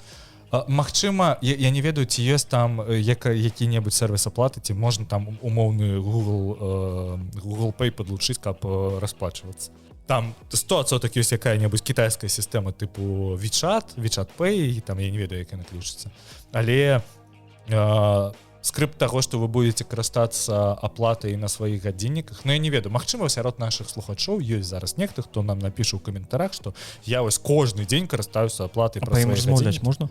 Можна, але таксама нахуй ты выглядаеш як шпіён такі. Так. Ну, тыпу, у мяне быў калега, які записываў галасавыя паведамленні праз іх у тэлеграме. Бля, па-першае, ён записываў галасавыя, а па-другое, ён карыстаўся пры гэтым гадзіннікам. Забіць такога трэба. Ідыёт. Так? Ну вось. Таму, ну, гэта, канешне, сістэма цалкам для мяне не зразумела. О, прикольно. Я не ведаю, набудьце сабе джушок і не ябіце галавы. Калі-небудзь я набуду сабе фіолетавы джушок. Ці можа, калі хто-небудзь хоча мне яго з падпісчыкам падарыць. Поп-поп-поп. Ты, дарэчы, пра Ларыан і абмеркаванне Baldur's Gate. Яны ж плануюць моды дадаць у тым плане і на кансолях. Так? Да. Гэта вельмі прышпільная рэч, таму што ну, гэта новы Skyrim атрымліваецца. Ну, я просто бачыў моды на кампухтарах, дзе замест звычайнай зброі дадалі агнестрэл. Нормас. І там, тыпу, Гейл, ну, гэта маг ходзіць з гранатамётам. Я такі, вау, цудоўна. Кайф. Вось, пра што яшчэ мы павінны размаўляць сёння? Скарачэнне. Вельмі шмат скарачэнняў. Вельмі прыкальнула статыстыка. За 2023 год па афіцыйным дадзеным было з гейм-індустрыі зволена каля 10 тысяч супрацоўнікаў, але за першыя 1,5 месяца 2024 было зволена ўжо 6 тысяч. То бок тэндэнцыя максімальна працягваецца, і дзіўна, як 1,5 гады таму мы з табой пісалі падкаст пра тое, што стагнацыя індустрыі, пра тое, што пачынаецца крызіс і так далей. Вось і мы учора я перапісваўся з IT-барадой і я такі бляха, ну тое што зараз адбываецца, гэта вельмі нагадвае крызіс доткомаў, які адбываўся напрыканцы 90-х, пачатку 2000-х, і калі таксама там вельмі шмат кампаній звальняла супрацоўнікаў, індустрыя тыпу перабудоўвалася ў іншыя плыні. Вось. І даволі дзіўна, як пры гэтым растуць кошты і бюджэты на праекты. То бок мы зараз атрымліваем, што там да халеры студзі звальняе супрацоўнікаў, і людзі сыходзяць у нікуды, не могуць знайсці працу, але пры гэтым распрацоўваюцца гульні накшталт GTA 6, які, ну там GTA 6 100% будзе самай дарагой гульнёй, якая там за ўсю гісторыю гульнявай індустрыі. Пакуль там не выйдзе умоўны Red Dead Redemption 3 ці там яшчэ што-небудзь, не толькі ад Rockstar, але там у выніку. Там, напрыклад, Alan Wake 3 таксама ніхера не танная гульня атрымалася. Як і Baldur's Gate 3 ніхера не танная гульня. То бок мы маем тое, што у нас вялікія скарачэнні з кампаній, але пры гэтым Nintendo Switch там хутка стане кансолью нумар 1, то бок людзі зацікаўлены ў гульнявай індустрыі. Пры гэтым мы наблюдаем просто неверагодны бум інді-праектаў, таму што за 2023 год у Steam выйшла 14 тысяч гулень. 14 тысяч гулень. То бок уяві сабе гэтую лічбу. Ну, тыпу, это не тое, каб там фізічна вы ўсе пагуляць, ты просто у гульні, у які рэйтинг там умоўна ад 4 зорак, ты нават у іх, ты просто заебешься паглядзець іх назвы, не тое каб. Слухай, бюджэт Baldur's Gate 3 ацэньваецца ў $100 мільёнаў, а Alan Wake у 70 мільёнаў. Ну вось, бачыш. Уяві сабе, 30 мільёнаў, а якая розніца паміж гульнямі? Масакра. Вось. Слухай, вельмі добра, як мне падаецца, паказалі сябе распрацоўнікі Helldriver 2. Ты бачыў гэта? Ну, гэта калі хлопцы выходзяць і такія тыпу не набывайце нашу гульню, калі у вас няма грошай. Калі у вас, па-першае, няма грошай, таму што у нас не вытрымліваюць серверы. Ну, мы ось пашырым серверы, на дадзены момант яны хочуць іх расшырыць да 700 тысяч гульцоў. Вось, і тады можаце набываць, а на дадзены момант не трэба. І ў той момант, калі ты бачыш, як выпускаецца нейкая гульня, дзе баг на баге, вось той же самы... Ну, так само з багамі ёсць праблемы, ну, так. Як і ў Palworld. І вось, дарэчы, слухай, дзіўная давай херня. Так, Palworld на дадзены момант знаходзіцца ў ранным доступе. Окей. Вельмі дзіўная рэч адбываецца ў тым плане, што з'яўляецца Palworld, і все такі ні ў одную гульню столькі людзей не гуляла адначасова. Тыпу, гэта самы максімальны пік па онлайну ў Steam. Праходзіць 3 тыдня, выходзіць новая гульня, і зноў тыя ж самыя фразы.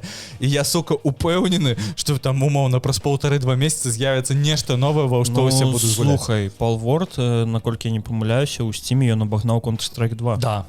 А Counter-Strike 2 займала вельмі доўгі час, першае месца. Да. Ну. І зараз Helldriver 2, ён таксама самая такая гульнябельная гульня па колькасці гульцоў. Вось. Але я ўвогуле не разумею гэтую гульню. Ну, я так сама. Гэта вельмі добры, ну, як мне падаецца, гэта вельмі добры шутан у кааператыве. Так. Вось. Але у той же момант я не разумею цалкам сесійныя гульні. Я таксама не разумею ні World of Tanks, ні Counter-Strike, ні Dota. Таму што для мяне гэта кожны раз адно і тое ж. Вось. Ну, тыпу...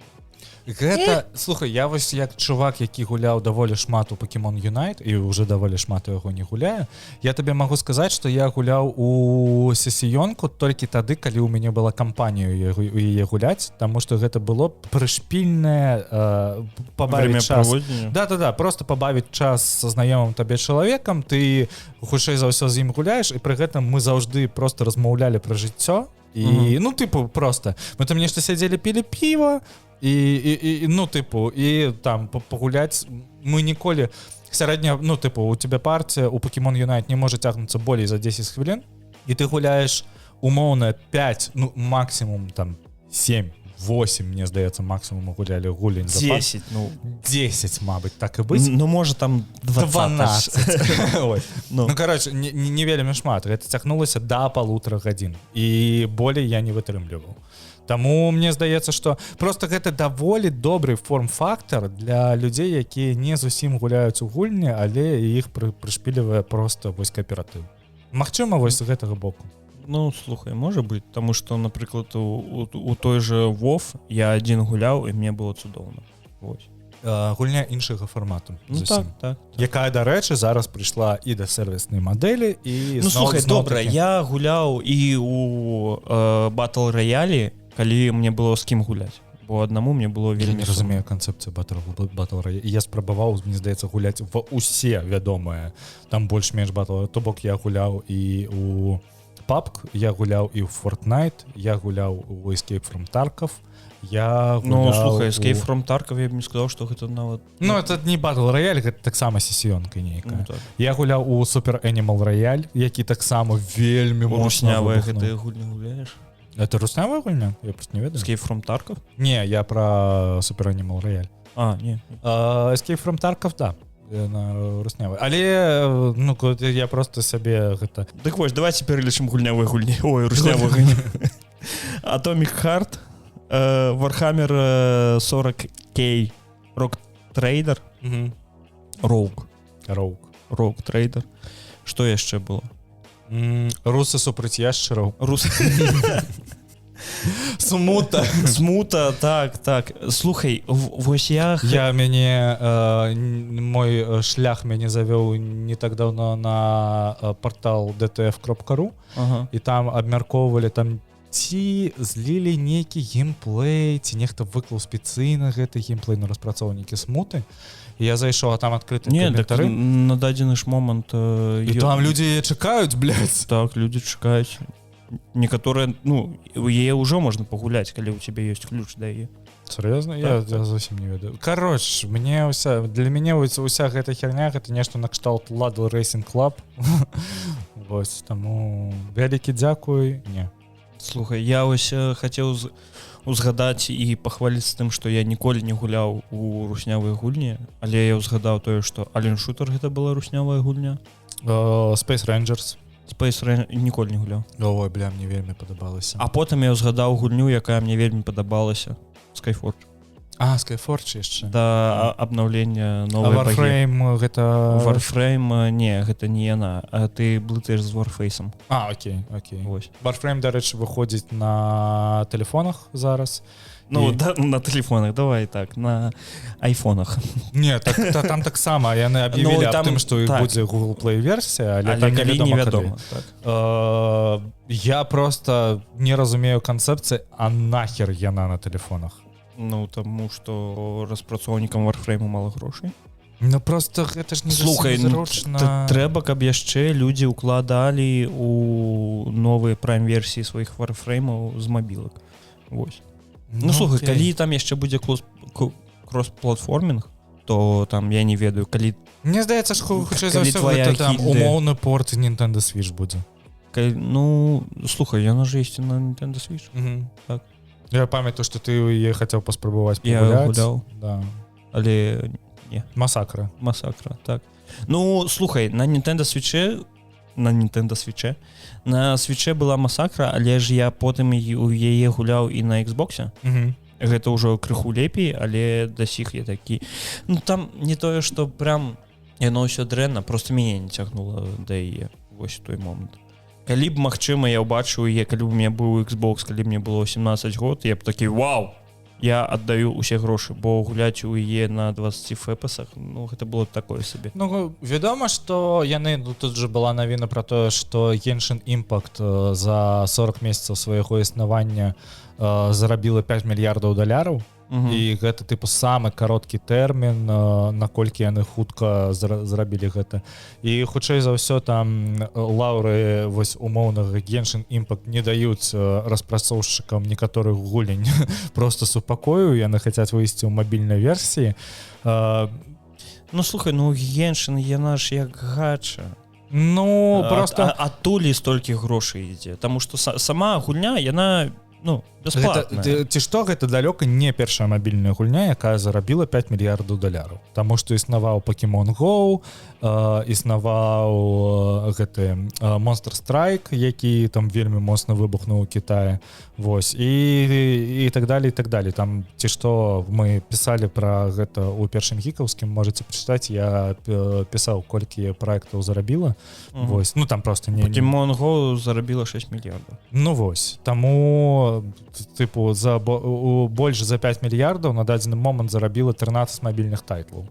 Таму на мабільніках гульні квітнеюць і з імі ўсё максімальна добра, і не толькі умоўныя 3 ў радок могуць зарабляць даволі вялікія грошы. Тут же пытанне ў тым, што за які тэрміны на іх гэта зарабілі і за які тэрмін зарабіла гэта... Ну Pokemon Go свае 5 мільярдаў зарабіла за 58 месяцаў. То бок на 18 месяцаў болей, чым за 40 месяцаў. Ну то бок у іх усё больш-менш добра, ну больш-менш, у іх усё заебенна з фінансавай кропкі гледжання. Але для мяне Genshin Impact, ну тыпу, я не гуляў у Genshin Impact зусім. Я бачыў геймплей умоўна, і наколькі я разумею, гэта больш-менш, як усе кажуць, што яны там забралі некаторую колькасць механік з Zelda Breath of the Wild, дадалі нейкія свае вось гэтыя гашы тэмы, але я не ведаю чаму, но я гэта ўспрымаю на ўзроўні бляха казино. Гэта яно і ёсць. Гэта легальнае казино. Я просто, я нахер не разумею, навошта гэта гуляць, тому што гэта цікава. І прям вот трэба паспрабаваць Genshin Impact. Не. То бок, просто, слухай, калі так, глядзі, мне трэба зараз будзе летець у Мілан заўтра, і у мяне будзе 4 гадзіны ў самалёце, і вось я...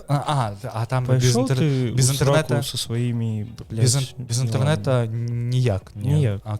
Окей. Я думаю, можа без інтэрнета тады ўжо. Не, яна ж як онлайн, тыпу нешта кааператыву. Ну, вельмі абрэзна кааператыву, я б сказаў. Да. Што яшчэ хочацца адзначыць, паколькі мы ўжо пашлі па навінам. У нас пачаўся стандартны першы гікаўскі. Sony знайшла у сабе сілы для кінаадаптацыі. Яны шукаюць актораў і рэжысёра для адаптацыі Bloodborne. Вось. Яны вельмі хацяць, каб фільм быў зняты пад кіраўніцтвам Адама Вінгарда, гэта рэжысёр Гадзіла супраць Конга. Калі вы не ведаеце, што такое Гадзіла супраць Конга, гэта фільм, які ў свой момант навёў крыху шораху, таму што ён атрымаўся скажем так, не зусім кепскім. Вось. І, канешне, мы зараз бачым шэраг некаторых вось гэтых адаптацый, якія існуюць, таму што учора з'явілася навіна, што Масаші Кішімото, як галоўны прадусер, груба кажучы, фільму па Наруто зацвердзіў рэжысёра гэтага праекта. Я сапраўды лічу, што любая адаптацыя Наруто гэта будзе цалкам ебала. Тое ж самае, як і зараз выйшла адаптацыя Netflix пра Аватар легенда об Аанзе. Таксама ебала. Я сапраўды лічу, што калі ты памятаеш, на Netflix One Piece выходзіў. Таксама зараз, магчыма, з'явяцца людзі, якія скажуць, што адаптацыя была не кепская. Ад страт смерці. Але, калі ласка, калі вы сапраўды, вось, вы пакладзеце руку на сэрца і мне зараз скажаце, што адаптацыя Netflix One Piece лепей за анімэ. Калі вы скажаце, што адаптацыі Netflix лепей за арыгінал. Што-небудзь увогуле. Да, ну, кароч, усё гэта цалкам незразумела. Я One Piece вытрымаў серыю, мне здаецца, я паглядзеў, і тыпу не, для мяне гэта немагчыма. У Netflix выходзяць прышпільныя праекты, якія збіраюць даволі добрую касу. Там, калі мы ўзгадаем праекты прошлага году, гэта што там умоўны Wednesday, з не праектаў у Netflix выходзіў The Last of Us, які таксама даволі добра сябе паказаў. Вось. Ну, то бок, усё ж такі ідэя за адаптацыямі жывая. Давайте, калі ласка, вспомнім, што Ubisoft калісьці здымаў паўнавартасны фільм па Assassin's Creed, на які былі пастаўлены аграменныя стаўкі. Принц Персі. Прынц Персіі. Дарэчы, Прынц Персіі быў даволі некепскім. Гэта не найлепшае кіно, але ну тыпу яно хаця б не зусім сорамнае было. Ну ты яго яшчэ магчыма было адзін раз паглядзець і не абванітавацца. Давай будзем казаць так, як па мне. Вось. Што яшчэ? Warcraft, які таксама, як па мне, не зусім кепскі. Ну тыпу, працяга мы, канешне, не ўбачым ніколі, але спроба з кропкі гледжання Blizzard была добрая, але яны не сабралі такой моцнай касы, як яны планавалі, таму што там па факце фільм выйшаў у нуль. Вось. Вельмі шкода, дарэчы. Мне здаецца, што яны вось зараз тыя адаптацыі будуць жыць больш-менш нармальныя, якія былі зроблены па лекалам The Last of Us. То бок тады, калі мы бярэм умоўнага, там вось як взялі Дракмана як галоўнага прадусера серыялу The Last of Us, які сачыў за гэтым, а рэжысёры займаліся тым... Слухай, Ніл Дракман, ён такі гаўнаед, ёб твою мать. Зараз распавядзеш, там я не разумею, пра што ты. Ну, магчыма, і галаўнаед, я проста за ім не сачу. Але ты памятаеш, што The Last of Us, ну, там на 80% просто пераснятыя, ну, просто план у план з гульні. Так. І настолькі, што яны там большую частку дыалогаў не адаптавалі. І яно атрымалася больш-менш добра, не гледзячы на міскаст Эллі. Як па мне, усё яшчэ лічу, што Эллі цалкам міскаст, і той, ну, мне зараз, ох, блядь, лукізм пачнецца, вось усё гэта. Лукізм, гэта пакланенне Лукашенко? Не, ну ты... Што вы свае словы придумываеце, просто скажы. Не, там было просто такая тэма, што вось гэта акторка, яна, тыпу, для большасці не лічыцца вось умоўна прыгожай, а вось Эллі гэта там, ну, амаль што стандарт, блядь, прыгажосці, як гэта пісалі ў Твіттэры з гульда, это вар'яты, я цалкам, блядь, згодзін. Вось. Колькі Эллі год на момент гульні было? Не ведаю, 13 ці нешта. Стандарт прыгажосці? Ну, тыпу, што яна там мілавіднае дзіця такое. Бля, вы зараз по вельмі тонкаму... Ты просто закапываешь. Да. Вось. І, ну, кароч, для мяне, хутчэй за ўсё, вось гэтыя адаптацыі, яны будуць жыць тады, калі мы клічым, груба кажучы, галоўнага прадусера-сцэнарыста з гэтага праекта. Вось як там з Наруто, так мне здаецца, збіраюцца зрабіць. Яны паклікалі Масаші Кішімото, или Масаші Кісімото, я не ведаю. Я просто хочу нагадаць, што у Кісімото на дадзены момант, блядь, не атрымліваецца рабіць тое, што ён калісьці рабіў добра, то бок пісаць мангу. Таму што калі вы заглянеце ў мангу Барута, а Кісімото вярнуўся з 50 якогасці там выпуска, ён забіў Кураму, ці хто не сачыць за сусветам Наруто, унутры Наруто быў дэман дзевяцігвосты ліс, якога ў выніку забілі, каб яго просто... Яго забілі? Да, яго забілі просто. Там жа атрымлівалось так, што пасля фіналу мангі Наруто і Саске і Наруто яны максімальна прапампаваныя чувакі, і ў сусвеце, ну, просто па факце не можа існаваць нікога больш моцнага, нібыта чым яны. І тут прыходзіць Барута, які умоўна сын Наруто, і у ім, ну, унутры Наруто па факце таксама знаходзіцца па гэтай логікі такі же самы дзевяцігвосты ліс, карма. Гэта здаецца. У яго ёсць такая же здольнасць, якая яму дадае сілу, каб ён там змагаўся з кімсьці. Вось. І яны просто, ну, Кісімото, калі павернуўся ў гэтую серыю, ён выкалаў глаз Саскі, таму што ў яго там было вока максімальна овербафнутае і ўсё такое, і забіў Кураму, і атрымліваецца, што он тыпу як бы атрымліваецца панізіў па здольнасцям, каб потым Барута перайшоў у тое, што ён самы моцны персанаж. Вось, ён займаецца самакапіяваннем сюжэтаў, таму што там умоўныя акацукі, яны скапіраваны, і гэта зараз там карма, ну і так далее, і так далее. У яго вельмі шмат паразітаванняў над тым, што ўжо было ў Наруто, і, ну, кароче, яго не атрымліваецца. І на дадзены момант і анімаха па Баруту сябе вельмі кепска паказвае, таму што яна там на 70% састаіць з філераў, таму што аркі Наруто заўжды выходзілі вельмі медленно для такой, ну, тыпу, серыя Наруто выходзіць, по-моему, раз на тыдзень ці на 2 тыдні, серыя мангі выходзіць раз на месяц ці раз на 2 месяца. То бок атрымліваецца, што анімеха вельмі моцна пераганяе.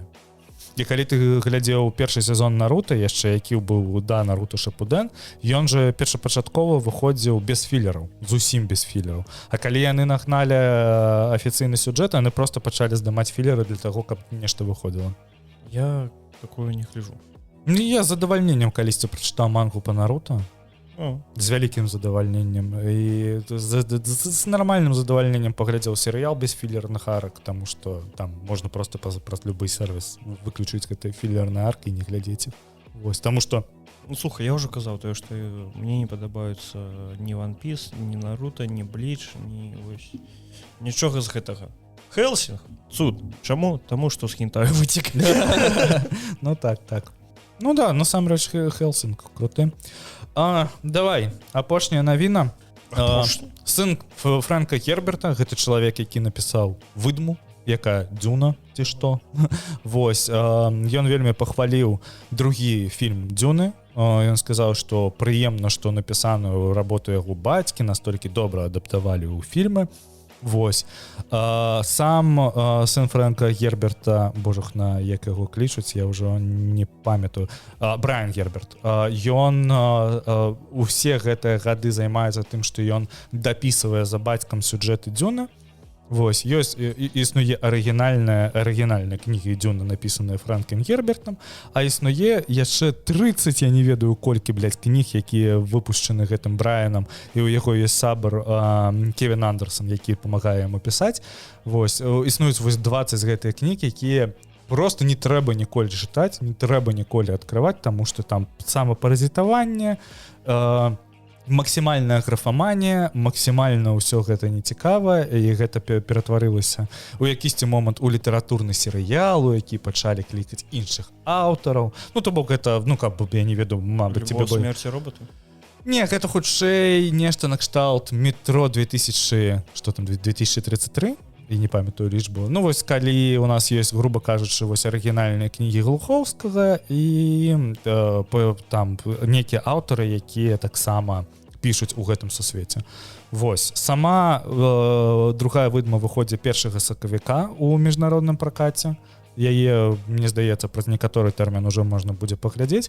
Ні кропелькі просто няма ніводнага сумнева ў тым, што фільм добры, таму што Дэні Вільнёў максімальна упораты чэл у гэтым плане. Я хочу нагадаць, што гэта чалавек, які зняў, мне здаецца, адзіны чалавек, у якога атрымалася зрабіць нешта ў сусвеце Блейд Раннера так, каб гэта было не кепска. Таму што што? Таму што Райан Гослінг. Я не ведаю, Ты не фанат. Мне Блейд Раннер... Мне не падабаецца тое, як знімае Вільнёў. Гэта ўсё вельмі расцянута, вельмі так усё прям вось ведаеш гэтыя кадр, які на 30 секунд просто стаіць. Падыход мастака. Таму што ты... я не разумею мастацтва, атрымліваецца. Нет, просто каб разумець мастацтва Вільнёва, ты павінен атрымліваць візуальнае задавальненне, а не сюжэтнае задавальненне. Гэта, бляха, вось гэта як ты бачыш клёвы відарыс, які цікава паразглядаць. Калі для цябе нешта... Я не ведаю, то можна сказаць, што Аватар ад Ubisoft вельмі добрая гульня. Зноў-такі, чувак, мы калі закапваемся вось у гэтае пытанне мастацтва, вось там чорны квадрат Малевіча. Раз'еб. Калі ты ведаеш канцэпцыю, калі ты, я не ведаю, ты, напрыклад, там упораты, і ты чытаў тое, што выдаваў Малевіч, і ўвогуле яго канцэпцыю прымітывізма, і калі ты ўсё гэта разумееш, то для цябе чорны квадрат як мастацтва, ён раз'ёбны. Для звычайнага чалавека, які ведае, што ў Малевіча існуе чорны квадрат, ён такі, ебать, чорны квадрат. Вось, тут прыблізна тое ж самае. Для людзей, якія чыталі Дзюну, і для людзей, якія захаплены гэтым сусветам, яны максімальна кайфуюць ад таго, што яны бачаць там. Таму што у Дзюны ёсць вельмі крутая адаптацыя 80-х, якую рэжысёр Twin Peaks зняў Дэвід Лінч. Вось. І яна таксама вельмі крутая, але яна не такая крутая ў візуальным плане. Таму што вельмі шмат людзей. І, па-першае, музыка, таму што музыку для Дзюны піша гэтым самый вядомы кампазітар, самы под такі папсовы для Хотел сказать Райан Ханс Циммер. ну. Вось Райан Гослинг. Райан Гослинг. Вось, ну тыпу чувакі там у іх здымае, не памятаю яго імя, у іх вельмі круты чувак, які кіруе камерамі, у іх вельмі крутыя прадюсеры, у іх адны з найлепшых канцэпт-артыстаў, якія гэта ўсё малявалі.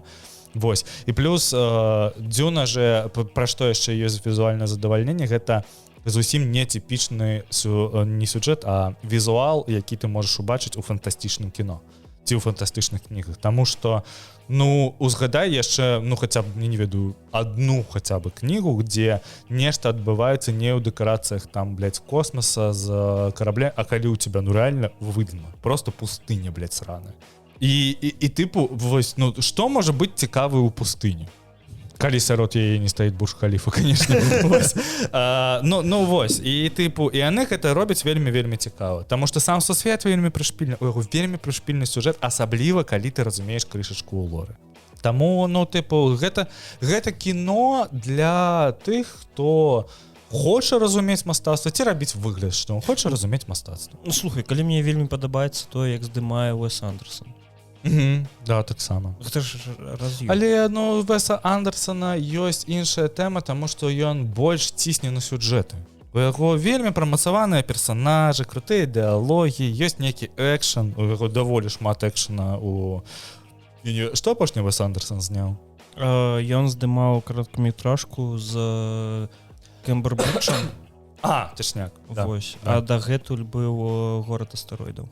Ну вось. Ну кароче. Але паглядзіце гатэль Гранд Будапешт. Да, гатэль. Вельмі раз'ём. Які зняты, дарэчы, на плёнку ў фармаце 4:3. Вось. Яго ўсе так фільмы амаль усе. Ну да, ёсць. Вось, ці, напрыклад, як яго клішу, божухна. Зараз выбухнуў Helldiver і гэтым Зорны десант. Вось, таксама людзі пачалі цікавіцца гэтым сусветам, Starship Troopers, кніга арыгінальная і так далее, і так далее. І там же таксама вельмі цікавы, хто яго зняў? Пол Верховен. Вось. І таксама вельмі цікавы падыход, таму што але глядзіце толькі першую частку. Дакладна. Тыпу астатнія не існуюць для вас. І, дарэчы, насамрэч не трэба чытаць і арыгінальную кнігу, таму што у яе вельмі мала вось гэтых вось скрыжаванняў з тым фільмам, які вам падабаецца. Калі я не памыляюся, яго недавно агучылі на беларускую мову. І калі не памыляюся, мой родны гук, мне здаецца, гэта зрабіў. Калі я не памыляюсь, то на дадзены момант ён толькі агучаны, але яго яшчэ не выкладалі. Окей. Ну, короче. Але я могу і памыляцца. Кіношка даволі цікавая, даволі раз'ёбная, даволі шмат людзей і зараз цікавіцца. Вось, абавязкова буду глядзець другую Дзюну. Мне спадабалася першая Дзюна, але не настолькі, каб я казаў, што я дахера фанат. Я з задавальненнем чытаў кнігі па выдме арыгінальная Фрэнка Герберта. Я калісьці паглядзеў разы два адаптацыю Дэвіда Лінча. Я калісьці з задавальненнем паглядзеў серыялы, яшчэ выходзіў па Дзюне. Вельмі стары, і гэта тэлесерыял, то бок там даволі малыя бюджэты. Вось. Ну, то бок зараз, я задавальненнем просто акунуся ў гэты сусвет і яшчэ разок. Чаму бы, бля, і не? Ну, і там Зендая ёсць. Дарэчы, бляха, я хайпа па Зендаі ўвогуле не разумею. У Зендаі лічыцца вось сапраўды геніяльным праектам Эйфарыя. Я вось сапраўды лічу, што Эйфарыя гэта самы пераадзначаны, самы перагрэты серыял, у якім проста няма ніякага сэнсу. Таму што я не кажу зараз пра романтизацыю наркотыка, вось усю гэтую херню, просто для мяне Эйфарыя гэта серыял, у якім няма ніякага сюжэту. Зусім. А ў ранетках ёсць? Ну вось да, для мяне реально гэта нешта накшталт я ранеткі з дзедам глядзеў, такі раз'ёбы. У ранетак. У Эйфарыі другі сезон лепш, чым першы, таму што там з'явіўся які-ніякі сюжэт. Ну слухай, а ці ёсць сюжэт у палавым выхаванні?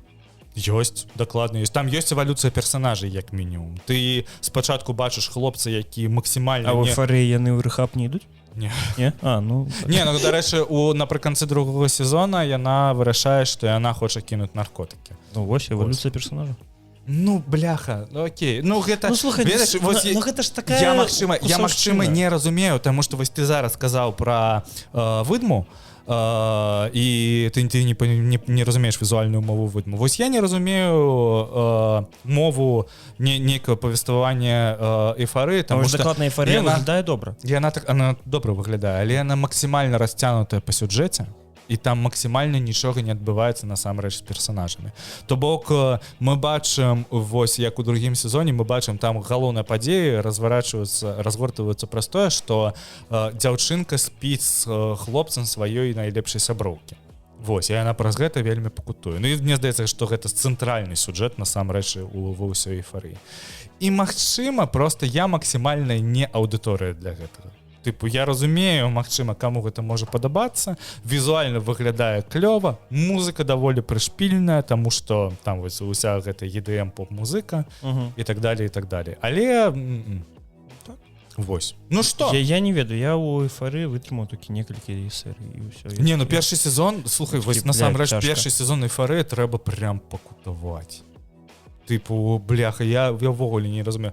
Калі параўноўваць, мне здаецца, што лепшы шлях зараз паглядзець эйфарыю, гэта паглядзець ці прачытаць які-небудзь артыкул на 10 хвілін аб тым, што адбывалася ў першым сезоне. Я ўпэўнены, што такое выходзіла, калі выходзіў другі сезон. Паглядзіце лепей Тэда Ласа.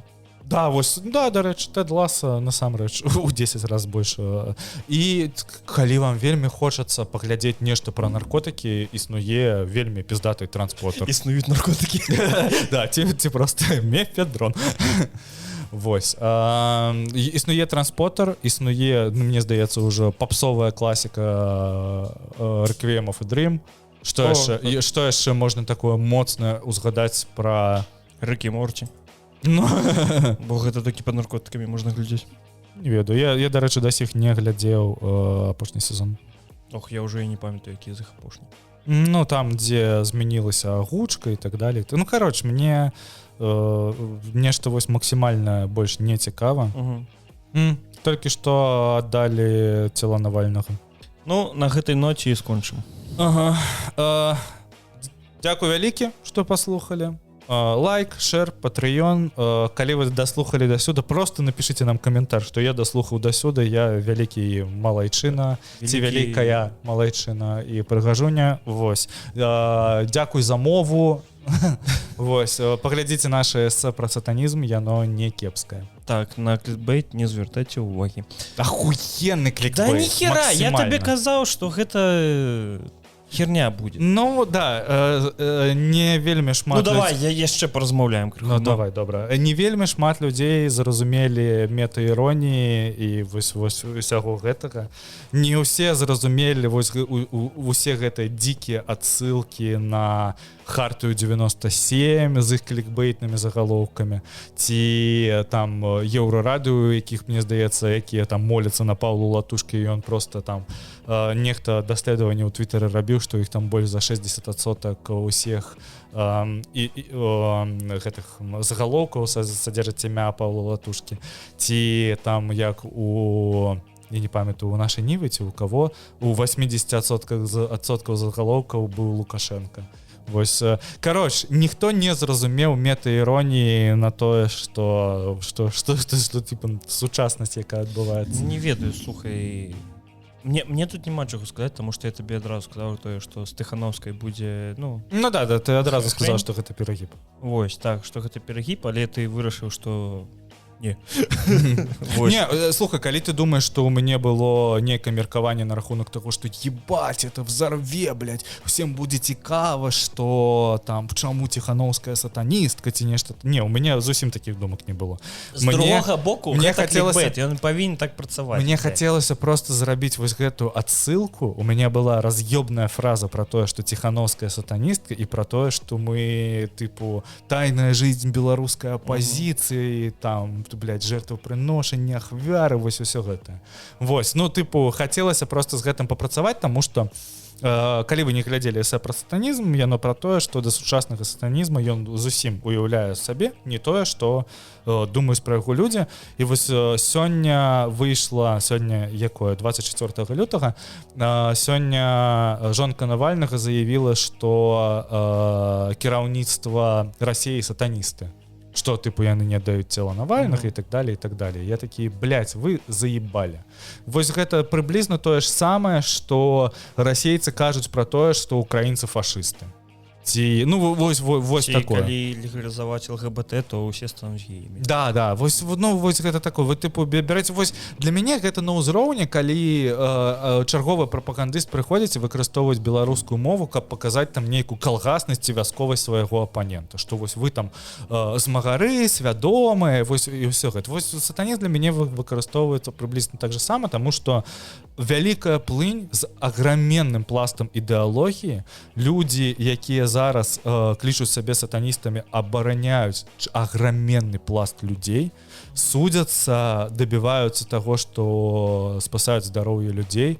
Яны там вось недавно была навіна пра тое, што яны дабіліся таго, што у некалькіх штатах афіцыйна ў Амерыкі да сіх існуе фізічнае пакаранне дзяцей у школах. І яны дабіліся праз суд. Вось вам 20 хвілін эсэ. Да. Вось, караш, паглядзіце, даволі цікава, і там ёсць расповед. Слухай, можа просто ўставіць сюда эсэ ў канцы. Окей. Я такі зраблю. Серьезно? Ну тады прыемнага прагляду. Так. Але я не ведаю, як ты гэта будаш монтировать у гуке. Ты мне павінен будзеш скінуць дорожкі падкасту абмежавана ад дарожак сатанізму. Ці мы зробім так, што у аўдыёверсіі. Ну так, слухай, гэта эсэ нельга глядзець асобна ад відэа, так. Ну гэта зусім не падкаст. Гэта не падкаст, так, вы можете, калі хочаце, просто на фоне. Але каб мне самому не абацца, я просто потым у відэаверсію ставлю, а ў аўдыёверсіі яго не будзе. Добра. Апошняе, што дадам, гэта, блядь, контент Хума, які вось існуе для таго, каб зранку пад гарбатку нешта паглядзець на Ютубе. Я не ведаю, нахуй людзі ставяцца да гэтага, асабліва як гэта было з эсэ пра беларускасць і галаўнаедаў, што мы толкаем нешта, блядь, сур'ёзнае. Калі мы ў адкрытую кажам, што мы прышываем да пізды рукаў і што нацягваем саву на глобус, блядь. Не буду нічога стуляць, хай ідуць і глядзяць, бо трэба прагляду. Тём, дзякуй вялікі вам, дзякуй вялікі пабліку чай з малінавым варэннем. Пабліку. Дзякуй дзеду за пабеду. Можам паўтарыць.